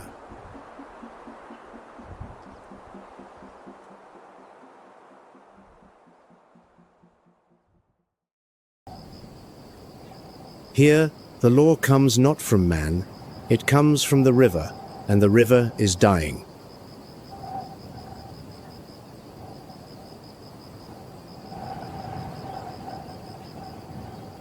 The Luangwa River, the lifeblood of over 3,500 square miles of wilderness, is now just a chain of pools linked by dried mud.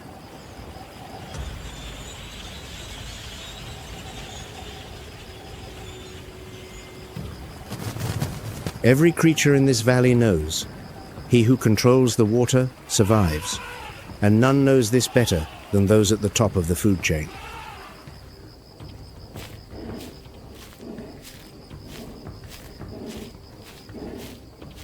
A pride of lions moves through the scorched grass, silent, purposeful, and hungry. Their paws press into the red dust like quiet emblems of desperation.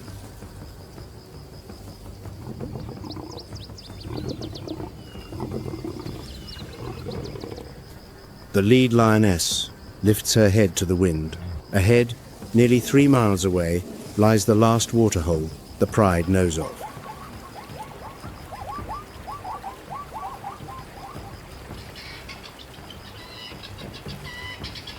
The dry season in Luangwa does not arrive gently. It comes like a sentence declared by cloudless skies and a fractured earth.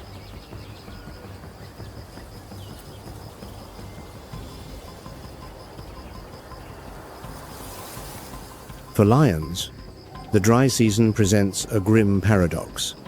Prey is scarcer, yet more predictable.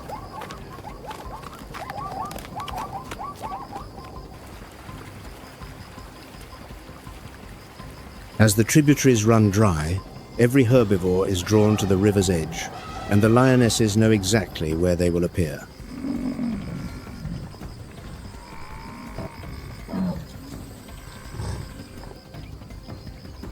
In the blistering midday sun, 4 lionesses form a silent, encircling arc.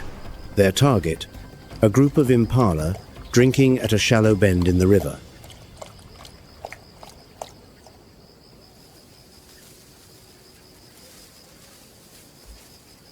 Impala antelopes that can leap over 30 feet in length and 10 feet high are the lion's most common prey in the dry season, but they are not easily taken.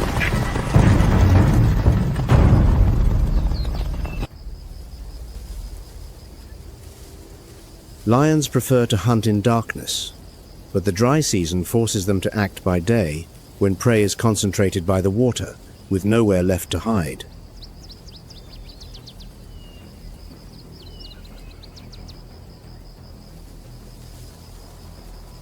The pride's tactic is a choreography of precision. 1 lioness to flush, 2 to block the escape routes, and a 4th to deliver the final blow.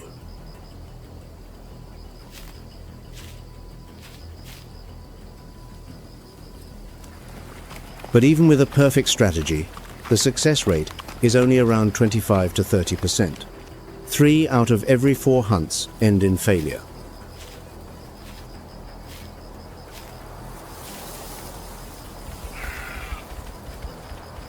In less than 3 seconds, the space between life and death is erased.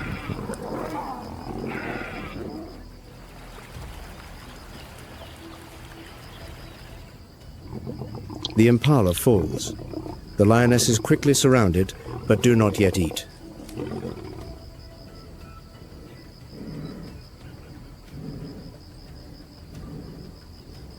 The panting breaths of the victors and the gasps of the vanquished dissolve into the Luangwa heat as if they never were.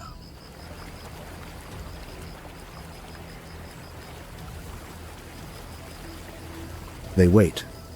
The law of the pride is clear. The males eat first, even if they did not join the hunt. It is the price of their protection.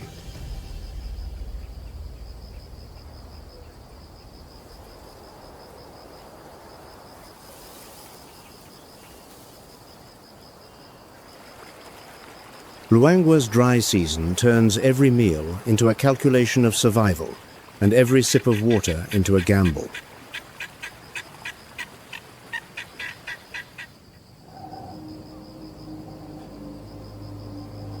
But this is no ordinary place. This is one of Africa's most extraordinary ecosystems, with a history far older than our own species.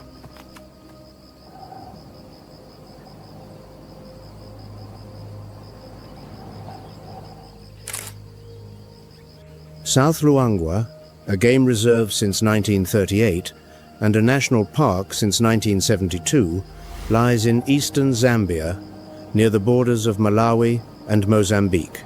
But its conservation story began much earlier, in 1904.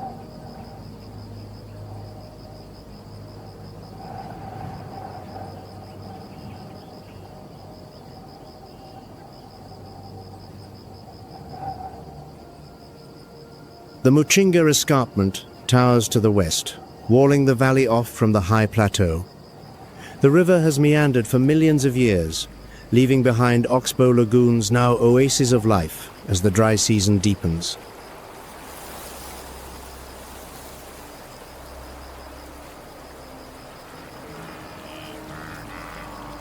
Over 60 large mammal species and 450 species of birds call this place home.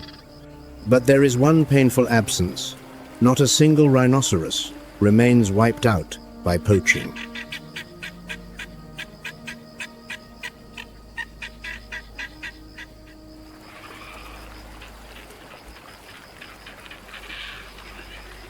If a disease were to sweep through, an entire species could vanish from the earth forever.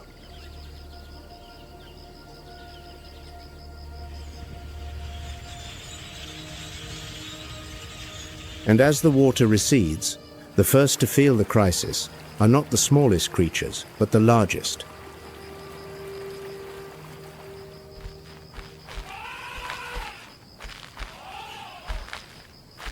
A herd of African elephants moves along the dry riverbed. Red dust rises with each heavy footfall, coating their wrinkled grey hides.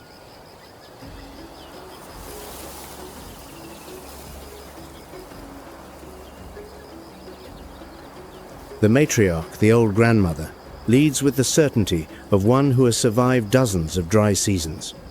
In elephant society, she is living memory.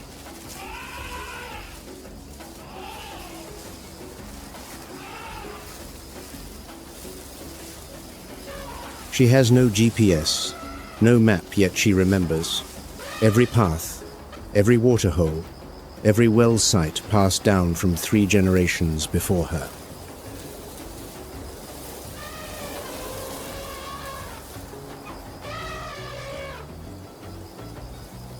A bull elephant can weigh up to 14,000 pounds with a shoulder height exceeding 13 feet.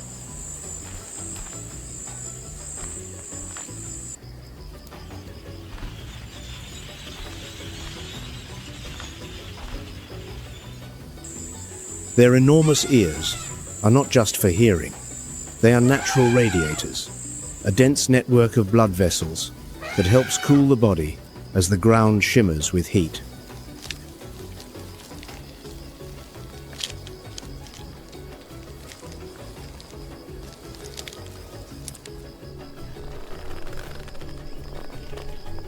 The trunk, with over 40,000 individual muscle units, can uproot a tree, yet is delicate enough to pick up a single seed.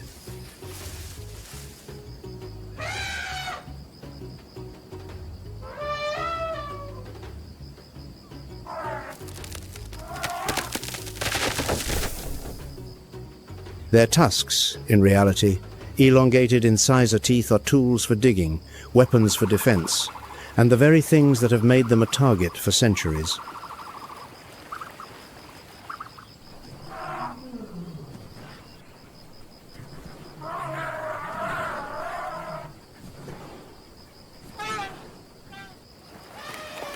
But in the dry season, the elephant's most remarkable skill is not its strength, it is its engineering.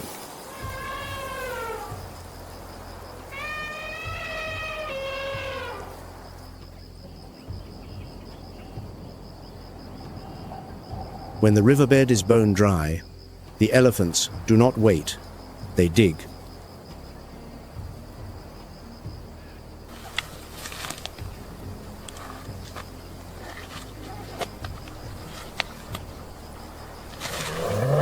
Using their trunks and front feet, they excavate the damp sand, sometimes over 3 feet deep, until groundwater begins to seep up.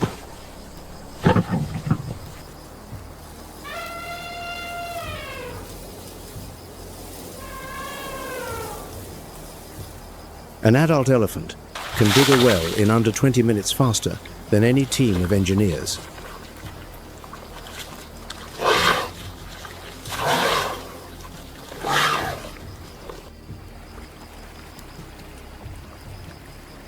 These elephant-made wells become a lifeline for more than 20 other species, from antelope to small birds, from baboons to monitor lizards.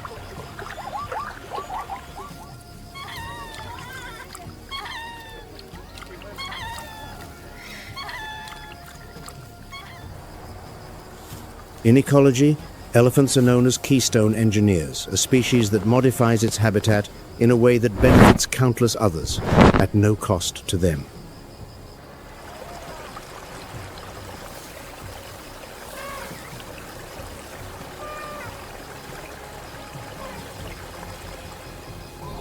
They communicate in infrasound frequencies, so low the human ear cannot detect them, which travel up to 6 miles through the ground, carrying information about water, danger, and loss.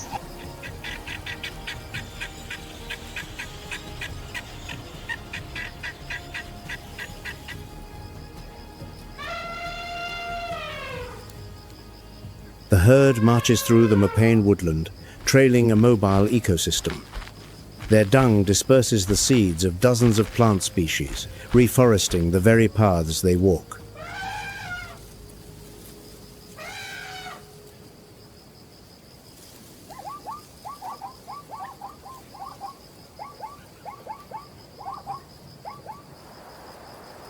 But the matriarch knows nothing of statistics. She knows only that this year there is less water than any year before, and she must find more for her family.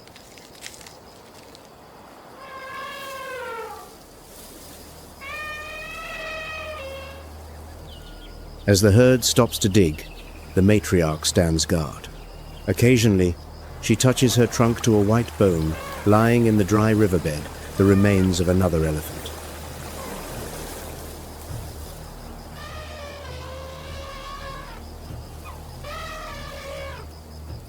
Researchers have called this a form of grieving. Elephants will stop, touch, and smell, sometimes standing in silence for minutes over the remains of their own kind, as if in remembrance.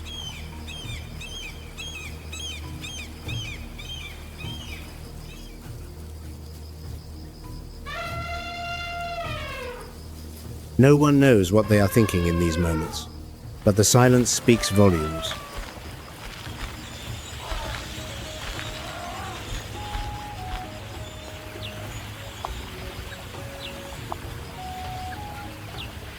Perhaps the truth is simpler.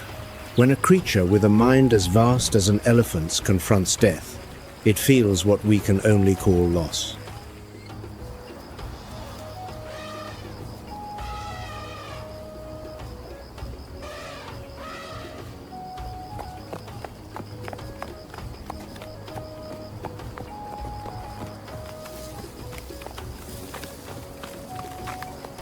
As the afternoon sun slants across the Muchinga range, another shape emerges from the woodland.